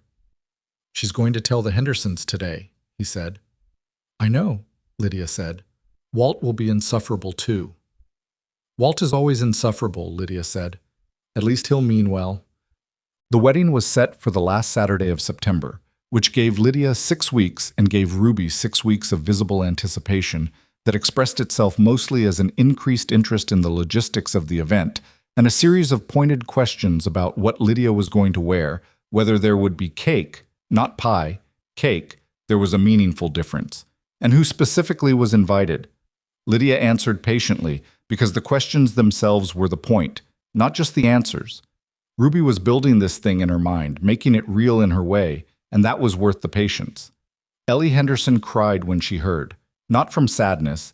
Ellie Henderson was not a woman who cried from sadness, if she could help it, but from the specific emotion that comes when something you quietly hoped for more than you said arrives. She stood in Lydia's kitchen with her hands pressed briefly over her mouth and said, "Oh, good. Oh, that's just good," and then straightened up and began immediately discussing practical matters, which was Ellie's way of processing feeling. Walt Henderson shook Silas's hand for approximately twice as long as necessary and laughed and slapped him on the shoulder and said, "I told you that woman had something to her," which was not something Walt Henderson had told anyone, but which he now appeared to genuinely believe. The news traveled through Harlan Creek in the way that news travels through small towns, immediately, thoroughly, with small embellishments accruing at each retelling until the story was slightly larger than the actual event. Lydia heard secondhand that she had saved the ranch single-handedly, which was an exaggeration, and that Silas had proposed at a square dance, which had not happened, and that Ruby had choreographed the entire affair from the beginning, which was arguably the closest version to true. What nobody mentioned in any version of the retelling was Clarence Hodge. It was the specific courtesy of a community that had watched a cruel thing happen in public and was now quietly declining to let the cruel thing take up space in a story that was going in a better direction. Lydia appreciated this more than she could have explained. 3 weeks before the wedding, he arrived. She didn't recognize the horse. She was in the garden, the September garden, which was full and magnificent in the way that something gets after real work and real care. The tomatoes gone huge, the winter squash that Ruby had planted with such serious intention now sitting enormous and orange in their bed. And she heard hoofbeats on the road and looked up because that's what you do in a place where visitors were infrequent enough to warrant looking. She recognized him a second after she registered the horse. The broad shoulders, the dark hat. Different hat, actually, a newer one, but worn with the same quality of a man who believes a good hat communicates something about him. Clarence Hodge riding up the lane toward the Boone Ranch with the ease of a man who has thought about this visit and decided it was his to make. She stood up straight in the garden and looked at him and waited, because she was not going to walk toward this. He slowed his horse when he saw her. She watched his face do the calculation. She could see it happening, the realization that he was looking at the woman from the platform and the recalibration that followed. He'd expected to find her diminished, she understood, chastened. Smaller, somehow, than what he remembered. She was wearing an old work dress, and her hands were dirty from the garden, and her hair was not particularly neat, and she looked him in the eye without dropping her gaze. He tipped his hat. "Miss Mercer," he said. "Mr. Hodge," she said. He glanced at the house, then back at her. "Is Boone around?" "He's in the north pasture," she said. "I can send word or you can wait." He swung down from the horse. I was trying to read her, she could tell, trying to find the version of her that matched the story he'd been telling himself. The woman who'd been humiliated on a platform and had landed in a hardship situation and was probably grateful for any arrangement she could find. That version was not present in the garden. He seemed to be having difficulty locating it. "I heard things have been going well out here," he said. "They have," she agreed. "The ranch looks good." He was looking around with the specific scrutiny of a man who expects to find evidence for his assumptions and is finding the opposite. "Garden's impressive." "Thank you," she said. "I planted most of it." A pause. He looked at her more carefully. "You've been working the land." "I run the household," she said. The garden is part of that. It brings in market income as well. Market income, he repeated, as if she'd said something surprising. She looked at him steadily. There was something she'd expected to feel at this moment. Some version of the sharp humiliation she'd felt on the platform, flipped over, given back to him. Satisfaction. Even anger. But what she actually felt was quieter than that. She just looked at him and saw a man who'd made a calculation based on appearances and had been wrong, and was now standing in front of the evidence of that. And she found she had very little to say to him about it. She heard hoofbeats from the north. Silas. He came through the gate, and she watched his face do what faces do when they register something unexpected. A brief stillness, followed by assessment, followed by decision. He rode up to them and dismounted and stood between Lydia and Hodge without making a production of it, the way a man stands who doesn't need to announce his intentions because they're clear enough. Hodge, he said. Not unfriendly. Not warm. Boone. Hodge adjusted his hat. I was just passing and thought I'd stop in. I heard you got things sorted out around here. Things are good, Silas said. You're... Hodge gestured vaguely at Lydia. She's been telling me about the garden. My fiancé, Silas said. The word landed in the conversation the way a stone lands in still water. Hodge looked at Silas, then at Lydia, then at Silas again. Lydia watched the recalibration happening in real time. Faster this time, more uncomfortable. The specific discomfort of a man who has told himself a story and is watching it dismantle. Is that so? Hodge said. We marry at the end of September, Silas said. You're welcome to pass by the church and offer congratulations if the road takes you that way. He wouldn't. They all knew he wouldn't. The offer was not a genuine offer. It was a door being closed with politeness on the outside and firmness on the inside. Hodge looked at Lydia one more time. She held his gaze and let him look, and didn't give him anything. Not forgiveness, not anger, not the satisfaction of knowing he'd affected her. She just looked at him the way she'd looked at the garden when she first arrived, assessing what was there and concluding it was not worth her main attention. Well, Hodge said. Congratulations, then. He turned back to his horse. Hodge, Silas said. The man stopped with his foot in the stirrup and looked back. She fixed a lot of things on this ranch, Silas said, his voice entirely level. Things that should have been fixed years ago. I'm grateful she came out here, and I'm grateful the first arrangement fell through. He said it without heat, without triumph, just as a fact presented to another man who should have the facts. So are we. Hodge looked at him for a moment. Then he looked at Lydia again, differently than before. Not with the emptying expression of the platform, not with the recalibration of the last few minutes, but with something she hadn't expected to see and didn't particularly want. It looked like regret. She didn't need his regret. She didn't want it in her garden. He mounted his horse. He rode back down the lane. She watched him go, and when he turned onto the road and disappeared, she turned away from the gate and back toward the garden, and that was the end of Clarence Hodge in her life. Silas came to stand beside her. Are you all right? He said. Yes, she said. And she was. She was entirely all right, which itself was something to note. He expected to find me broken, she said, or at least diminished. He found you in the garden, Silas said, with dirty hands and a better life than the one he would have given you. Did you rehearse that? She asked. A little, he said, which surprised her. He so rarely admitted to rehearsing anything. On the ride from the north pasture, I had time. She looked at the squash, enormous and triumphant in their bed. She looked at the tomatoes and the bean rows and the winter beds she'd started and the things she had plans for. She looked at all of it for a moment. He was right about one thing, she said. What's that? The garden is impressive, she said. He stood beside her looking at it. It is, he said. You did that. We did it, she said. You put the shelves up. Ruby planted the squash. Walt Henderson gave us the water access. You organized all of that. I was the new one, she said. The new one has to work harder to establish. She bent down and pulled a weed from the base of a tomato plant. Just one, an opportunist that had come up in the rain, and dropped it at the edge of the bed. It's a good garden now, she said. It'll be better next year. He looked at her with that look she'd first seen on the platform and had spent 4 months learning to read. He'd been trying to figure out what she was, that first day. He knew now. She could see it. Let's go in, he said. Ruby will have heard the horse. She'll want to know who it was. What will you tell her? Lydia asked. The truth, he said, that it was nobody important. Oh, she told Ruby it was an old acquaintance stopping by. Ruby, who noticed everything and missed nothing, looked at both of them with those serious eyes and said, Was it the man from the platform? And when neither of them denied it quickly enough, she nodded once, in the way of someone filing information, and went back to the bread she'd been attempting. Lydia had been teaching her to make bread for 2 weeks. It was going better than the bread deserved, honestly. Ruby had the instinct for it, the feel for when the dough was right, the willingness to be corrected without being discouraged.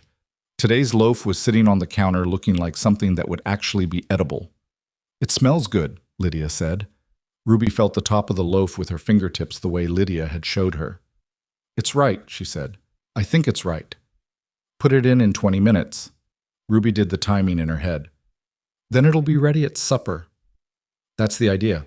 Ruby pressed the top of the loaf one more time, satisfied, and then looked at Lydia with something she'd been working up to, Lydia could tell. She had her father's way of circling the things she most wanted to say. After you and Pa are married, Ruby said, studying the bread. What will I call you? Lydia was still. The kitchen was still. Outside through the window, the September afternoon was going gold. Whatever you're comfortable with, she said carefully. What if I'm comfortable with Mom? Ruby said, not looking up yet, asking the bread. Lydia put her hand on the counter to steady herself in a way she hoped wasn't visible. She was not going to cry. She was not a woman who cried easily, and she was not going to start now in front of a child who was already braver than most adults she'd known. If you're comfortable with that, she said, when she trusted her voice, then I would be honored. Ruby looked up then, looked at her straight on with those eyes that saw everything. You're not going to cry, are you? She said. No, Lydia said firmly. Pa says women cry at important things, Ruby said. He said it's because they feel deeply. Your pa is getting philosophical in his old age. He's not that old, Ruby said in a tone of genuine defense. He's 41. I know how old he is. Ruby looked back at the bread. He's happier now, she said, than before. She said it simply, the way she said facts. I can tell because he laughs more. He didn't used to laugh almost at all. Lydia thought about the almost smiles, the way they'd grown over the months, the way she'd started seeing actual smiles, brief and real, and then something that was genuinely a laugh, rough and short, over something Ruby had said. I know, she said. You did that too, Ruby said. Lydia pressed her lips together. You helped, she said. I know, said Ruby, entirely without modesty, and went to put the bread in the oven. The wedding was on a clear Saturday at the end of September, and it was small, and it was honest, and it was not perfect. The minister had a cold and his voice was slightly off. Walt Henderson told a story during the small reception. After that went on longer than anyone needed. Lydia's good blouse had a loose button that she discovered while dressing and fixed with thread that was almost but not quite the right color. Ruby, who had opinions about what flowers should be present, had been told there would be asters, and there were mostly asters, but also some other things that were not asters, which she noted to Ellie in an undertone. None of that was the point. The point was a man who had stood beside her on a train platform when everyone else was calculating the cost of her trouble and offered her something nobody else would, and had then spent 4 months quietly showing her what he was. Not through declarations, but through the steady accumulation of small, honest actions. The shelves, the all rights, the hand across the table, the word fiancé landing like a stone in still water. The point was a girl with a re-hemmed dress who had asked her to be her mama, in a kitchen over a bread loaf, with the particular directness of someone who has decided what they want and is not afraid to say it. She stood in front of the minister with her hand in Silas's, and she said, I do without hesitation, which surprised her a little because she was a woman who deliberated carefully about almost everything. But some things, she was learning, didn't require deliberation. Some things you know the same way you know when the dough is right, or when the seeds are deep enough, or when the door fits properly against the wind. You just know. After, outside the church, in the September afternoon, Ruby stood beside her in her good dress, properly hemmed, all hems matching. Lydia had seen to that, and held her hand. Not for photographs. Not for anyone else. Just held it, the way she had on the train platform that first day, without asking permission. Silas was shaking Walt Henderson's hand and being slapped on the shoulder and managing it with the patience of a man who knows this will be over eventually. Ellie Henderson was talking to someone Lydia didn't recognize, and the September sky over the Montana plain was the specific blue that came after summer's heat had finally departed, and the air was clean and cold and clear all the way to the mountains. "Well," Ruby said, looking at her new dress, and then at the sky, and then at nothing in particular. "That's done." Lydia looked down at her. "That's done," she agreed. "Now we go home," Ruby said. And they did. Home, it turned out, was not a fixed thing. It was not the address or the building or even the particular view from a particular window. Lydia had suspected this for a while, but she knew it for certain on the evening they returned from the church, the three of them in the wagon in the late September light, Ruby sitting between her and Silas with the settled weight of a child who has gotten exactly what she wanted and is not going to make a fuss about it because the wanting itself was enough. The ranch came into view around the last bend in the road, the house weathered but solid, the garden gone to its autumn colors, the smoke beginning to come from the chimney because Ellie Henderson had gone ahead after the reception and started a fire so there would be warmth when they arrived, which was such an Ellie thing to do that it made Lydia's chest feel full. Ruby saw the smoke and said, "Ellie started the fire." "She did," Silas said. "She didn't have to do that." "No," he said. "She wanted to." Ruby considered this. "That's what people do when they care about you," she said, with the authority of someone who has recently been thinking carefully about what caring looks like in practice. They do things they don't have to. Silas looked across his daughter at Lydia. Lydia looked back at him. Neither of them said anything, because Ruby had said the thing and it didn't need adding to. They went inside and the house smelled like wood smoke and the remnants of the morning's bread, and something that was simply the particular smell of a place lived in with intention, and Lydia hung her good coat on the hook by the door and thought, "Yes, this is it. This is the thing." October brought the first frost, and Lydia brought in the last of the garden with Ruby's help, the two of them working in the cold morning air, filling baskets with the final tomatoes and the winter squash and the beans that had been drying on the vine. Ruby carried the squash to the root cellar with the proprietary care of someone transporting her own investment, which it was. She'd planted half of them. She'd watered them through the heat wave. She deserved to carry them in. 8, Ruby counted, setting the last one on the cellar shelf. 8 big ones. "And we sold 14 at the market," Lydia said, "before the frost." Ruby did the arithmetic. 22 squash, she said, from seeds. From seeds in a tin on a barn shelf. Ruby looked at the row of squash in the cellar with an expression Lydia had come to love, the specific satisfaction of a person who has done real work and is looking at real results, and is not going to pretend it isn't exactly as good as it is. She was going to be something, this girl. She was already something. "I still don't like eating squash," Ruby said. "I know, but I like having grown it." "That's a distinction worth making," Lydia said. They came up from the cellar into the cold, bright morning, and Silas was at the fence line checking the posts before winter, and he raised a hand when he saw them, and they raised theirs back. And it was such a small gesture, the kind of gesture that means nothing in a single instance, and everything accumulated over time, and Lydia filed it away with all the other small things she'd been filing since July. The winter was hard. Montana winters were not subtle about being winters. They arrived with conviction and stayed past the point of welcome, and the Boone Ranch had to work for everything it had through those months. The cattle needed daily tending in temperatures that made stepping outside a negotiation. The water in the pipes needed managing. The firewood supply needed constant attention. Silas had calculated the wood supply in October, and it was correct, but only barely, and there were 2 weeks in February where the cold was bad enough that they moved the kitchen table closer to the stove and spent most of their indoor time in that one room for the warmth. Those 2 weeks, oddly, were some of the best of the winter. Something about the constraint of space did something to the three of them. With no room to be in separate parts of the house, they were simply together. Ruby did her lessons at the kitchen table while Silas worked on equipment repairs he'd been putting off, and Lydia dealt with the winter sewing and mending, and they talked more in those 2 weeks than they might have in a month of normal household routine. Not important talk, mostly. What Walt Henderson had said at the last visit. whether Ruby's reader was actually too easy for her now, which Lydia thought it was and Silas was uncertain about, and Ruby had opinions on that were not entirely unbiased.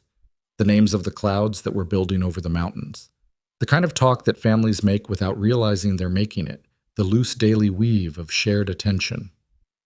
One evening, Ruby fell asleep at the table over her reader, which she would have denied if awake and capable of denial. Silas carried her upstairs without waking her, which Lydia had not seen him do before, and when he came back down, his face had the particular softness it got when Ruby had reminded him of something he'd forgotten he had. He sat back down at the table. The stove was putting out good heat. Lydia was finishing the hem on a dress she'd been expanding for Ruby, who was growing faster than her wardrobe. "She's reading above her level," Silas said. "You were right." "I usually am about Ruby," Lydia said. "You're better with the cattle." He looked at the fire through the stove grate. "I was thinking we should look at getting her more books. In the spring, when the roads are passable. Mrs. Pratt orders things."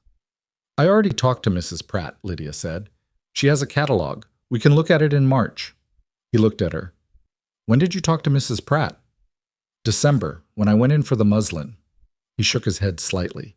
Not in frustration, in the particular way of a man who keeps discovering that the person he married has already handled the thing he was just now thinking about handling.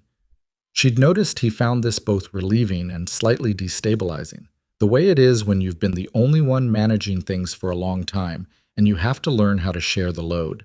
He was learning. He wasn't perfect at it yet. "You could tell me these things," he said. "I'm telling you now," she said, earlier. "You were busy with the cattle." She bit the thread. "Silas, I'm not trying to manage around you. I'm trying to not put things on your plate that I can carry myself." She set the dress down and looked at him.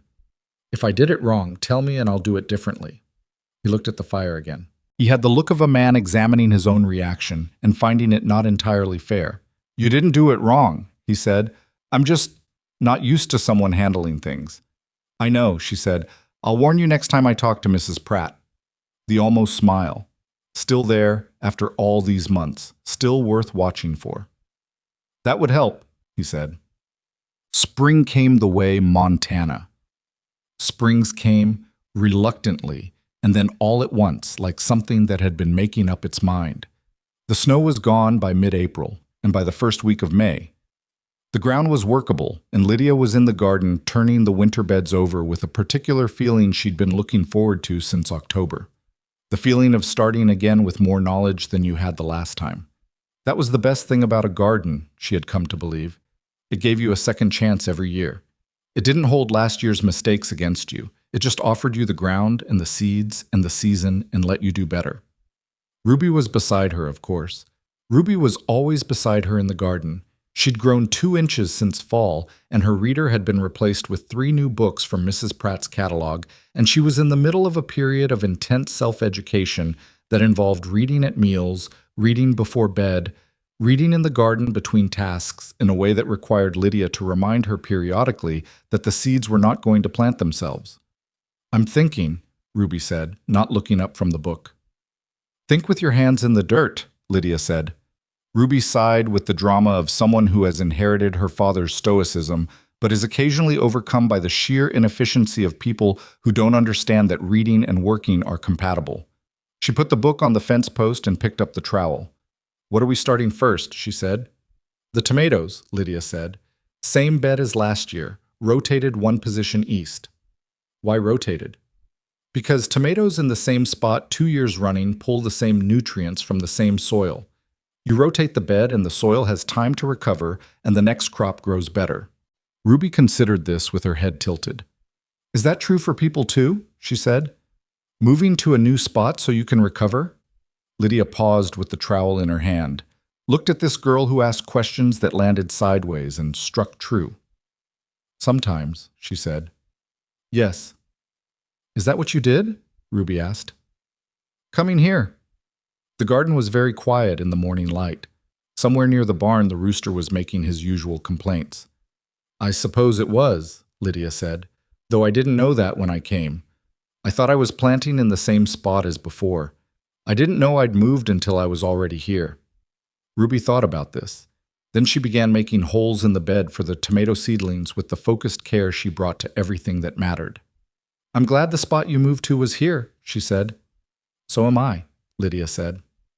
The town of Harlan Creek was not the same town in the spring of that second year that it had been the July morning a woman had stood on its train platform holding a broken carpet bag and 43 cents.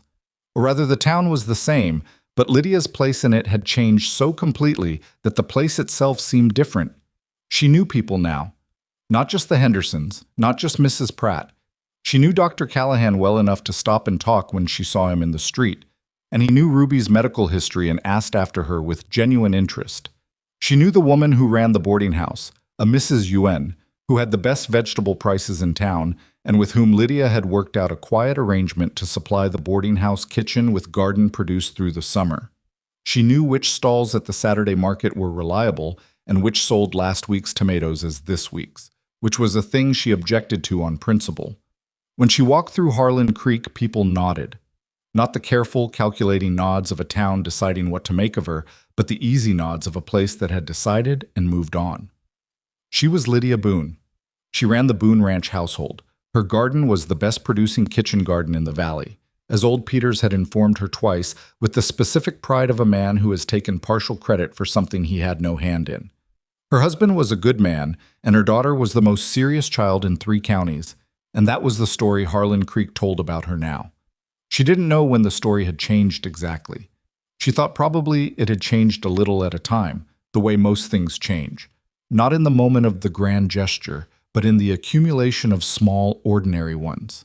The way the shelves had gone up one day, and the seeds had gone in another day, and the bread had come out right on a Tuesday afternoon, and the fever had broken at 4 in the morning, and all of it had added up to something that no single moment could have made alone. On a Saturday morning in June, almost exactly 1 year after she'd arrived on that train, Lydia was at the market with her table of produce when she became aware of a woman watching her from across the way. Young, younger than Lydia by 5 or 6 years, standing near the feed store with a carpet bag, and the particular stunned quality of someone who has recently been through something significant and is still trying to get her bearings. Lydia recognized it immediately. The way you recognize a version of yourself. She asked the woman next to her to watch the table for 10 minutes. Then she walked across to the feed store. The young woman's name was Clara. She had come out on the stage from Billings, she said, and she was supposed to be meeting a man, but the man had sent word that morning through the hotel keeper that he had changed his mind and she should go back the way she came. She said this with the flat effect of someone still numb from it, someone whose body was present but whose mind was still trying to catch up to the fact that the plan had failed. Lydia looked at her. She thought about a train platform and a photograph torn in half and 43 cents, and the particular silence of a woman trying to hold herself together in public. "When did you last eat?" she said. Clara blinked. Yesterday, I think. On the stage." "Come with me," Lydia said. She brought her to the market table and fed her from the bread she'd brought for her own lunch and poured her water from the jug she kept under the table. She didn't offer pity, and she didn't ask extensive questions, and she didn't tell Clara what to do, because the last thing a woman in that situation needed was more people deciding things for her. She just fed her and sat with her and let her be where she was. After a while, Clara said, "I don't know what I'm going to do." "You don't have to know right now," Lydia said. "Today you just have to eat and breathe and get through today." "Is that what you did?" Clara said. There was something in her eyes. Recognition, maybe, or the instinct for it. "Something happened to you, something like this." Lydia looked at her market table. The tomatoes she'd grown from seeds in a tin on a barn shelf, the squash Ruby had planted and tended through the worst heat wave in a decade, the beans and the late carrots and all the rest of it. She looked at this table full of things she had made from almost nothing, in a place she had not chosen, from a beginning she had not wanted. "Yes," she said. "Something like this." "And?" Clara said. Lydia was quiet for a moment. She thought about what she would have wanted someone to tell her on that platform in that first hour. Not a promise, not a reassurance, something truer than that. "And it was hard," she said, "and it took longer than I wanted, and some days I wasn't sure of anything." She looked at Clara. "And it turned out to be the best thing that ever happened to me. Not because the hard parts weren't hard, because they were exactly as hard as they were. But I was harder than I knew. Clara looked at her with the eyes of someone receiving information they're not ready to believe and are storing anyway for later, when they might be. You don't have to believe that today, Lydia said. You just have to get through today. She helped Clara find a room at Mrs. Ewan's boarding house at a rate that was reasonable, and she gave Mrs. Ewan 2 squash from the table as a quiet arrangement, and she left Clara with a loaf of bread and Ellie Henderson's name written on a piece of paper, because if there was one thing Ellie Henderson was good at, it was practical kindness directed at women who needed it. And then she went back to her table and finished out the market morning and drove home with the wagon bed lighter than it had gone out, and her mind quieter than it had been in a while. That evening, she told Silas about Clara while they were doing the dishes. He listened the way he listened to things that mattered, with his full attention, not interrupting. Did you give her the Henderson squash? He said, when she'd finished. The what? The squash you took off the table early. You're too short. She looked at him. You counted. I was curious about the number, he said, without particular defensiveness. You usually come home with none left. I gave Mrs. Yuen 2 for the room arrangement. He nodded and dried a plate. What will happen to her? The woman from the stage. I don't know, Lydia said. I gave her what I could give her, what anyone can give someone in that situation. She handed him another plate. Bread and a name and the information that she was going to be harder than she knew. He was quiet, drying. Is that what someone gave you? He said. No, she said. You gave me work and a roof and the dignity of being treated like I was worth something. She handed him the last dish. That was better. He set the dish on the shelf, looked at it. Then he looked at her with the directness he used when he decided something deserved to be said plainly. You were worth something the minute you stepped off that train, he said. I didn't give you that. You had it. She looked at the dish rack, at the dishes she had washed in this kitchen for almost a year, the cracked cup that she kept meaning to replace and never quite did, the skillet that had been the first thing she cleaned that first afternoon. She thought about 43 cents. She thought about the photograph and the way it felt to watch those 2 pieces flutter to the ground. She thought about how much distance there was between that moment and this one, and how none of it had been given to her. All of it had been earned, one morning at a time, one task at a time, one day of showing up and being useful in a place that needed her. I know, she said, but you saw it when I couldn't. Ruby came in the back door with mud on her boots and a discovery she felt required immediate sharing, which turned out to be a frog she'd found near the garden fence, large and apparently distinguished.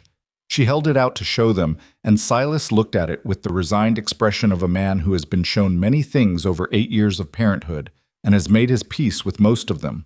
And Lydia looked at it with genuine interest because she had grown up in a city, and frogs still seemed to her more remarkable than they were to people who'd always lived near them. It's a big one, she said. I'm keeping it, Ruby said. You're not keeping it, Silas said. I'm keeping it for tonight and releasing it in the morning, Ruby said, which was not the same sentence but was delivered as if it were.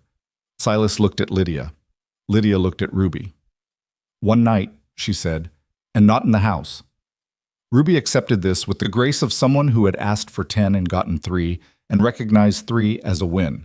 She went back outside to install the frog somewhere appropriate, and Silas watched her go, and then looked at the ceiling in the way he did when he was grateful for something and didn't know how to say so. She's been better this year, he said.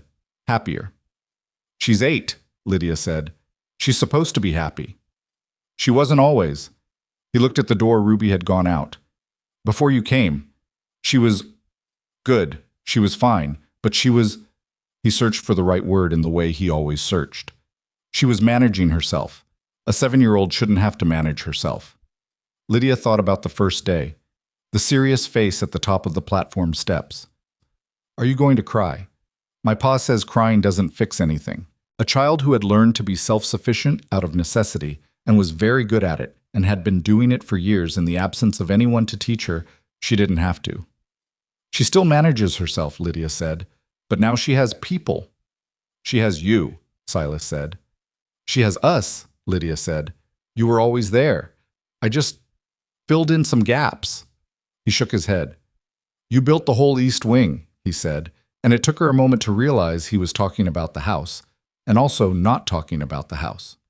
Summer came back around, the way summer does, and with it the first anniversary of the day Lydia had stepped off a train in Harlan Creek with a broken carpet bag and a one-way ticket, and a plan that had lasted approximately 45 seconds before it was torn in half by a man who turned out to matter very little. She didn't make an occasion of it. There was too much to do. The garden was in its full summer force, the tomatoes overrunning their stakes, the beans needing daily picking, the squash going enormous and ridiculous exactly as they had the year before. Ruby had expanded her section of the garden by 2 rows without asking, which Lydia had noticed and approved of on the grounds that the girl had earned that much authority. Silas had the south pasture situation well in hand with the water access arrangement, which had become formalized over the winter into something that actually benefited both properties, the kind of outcome that started as necessity and turned into something better. That evening, after supper, she walked out to the garden alone. Not because she needed to check anything, she'd been out earlier, but because the evening light on it was the specific color that made her want to stand in it and look. She thought about the girl who had stood behind the train station in a strip of shadow trying to breathe. She thought about that version of herself, the shaking hands, the 43 cents, the one-way ticket, because one-way was 30 cents cheaper, and she was not a woman who wasted 30 cents on pessimism. That version of herself was not a different person. She was the same person. She still checked the garden twice when she was worried about something. She still fixed broken things reflexively. She still couldn't sleep if she felt like she was leaving something undone.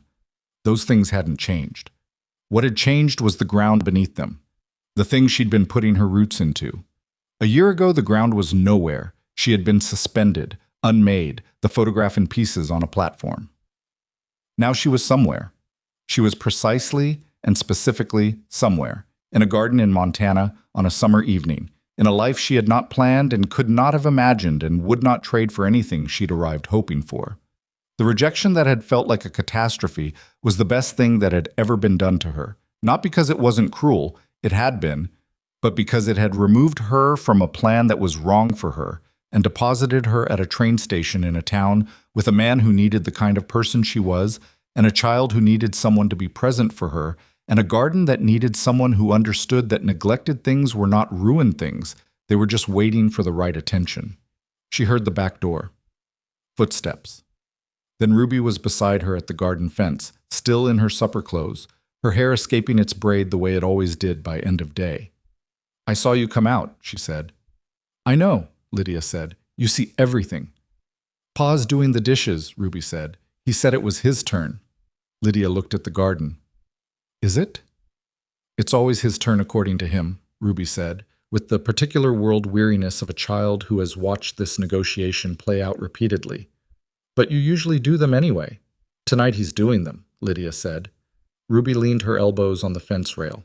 She had grown again, another half-inch at least since spring. Her sleeves were getting short already, and Lydia had been noting the fabric requirements.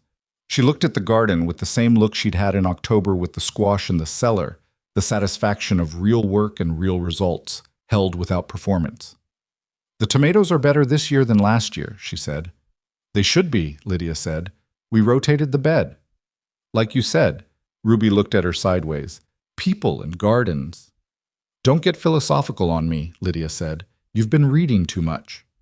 "There's no such thing as too much reading," Ruby said, which was something she had decided was true and had constructed a solid defense of on multiple occasions. "In the garden there is," Lydia said. "In the garden there is too much reading and not enough looking at what's in front of you." Ruby looked at the garden. "What's in front of me right now?" 22 tomato plants that are going to need staking in the next week," Lydia said, "and a row of beans that you didn't pick today."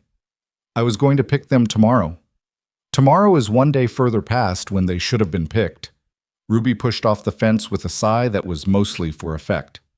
"I'll get the basket," she said, and went back toward the shed without further argument, because she was 8 and she still sighed for effect, but she was also fundamentally reasonable, and when Lydia said a thing needed doing, it usually did. Lydia stayed at the fence.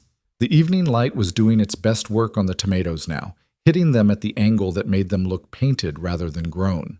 She looked at them the way she'd looked at everything in this garden since the beginning, not with ownership exactly, but with the specific attention of someone who has put themselves into a thing and can see that something in return. The back door opened again, and Silas came out, drying his hands on a towel, and he walked across the yard and stood beside her at the fence in the way he had been standing beside her in this garden since August of last year, not making an event of it, just standing there. "Ruby's getting the bean basket," she said. "I saw her," he said. They stood. The evening did its evening things. In the distance, the mountains were going that dark blue they went before the sky turned. "A year," he said after a while. "Tomorrow," she said. The train was a Thursday. "Close enough," he said. She didn't argue. She looked at the garden. Her garden, their garden, the living evidence of a year of showing up and working and staying, when everything in the early weeks had told her she had no guarantee of anything. "I unpacked my bag after the first week," she said. "Did you know that?" "Ruby told me," he said. "About a month in." She looked at him. "And?"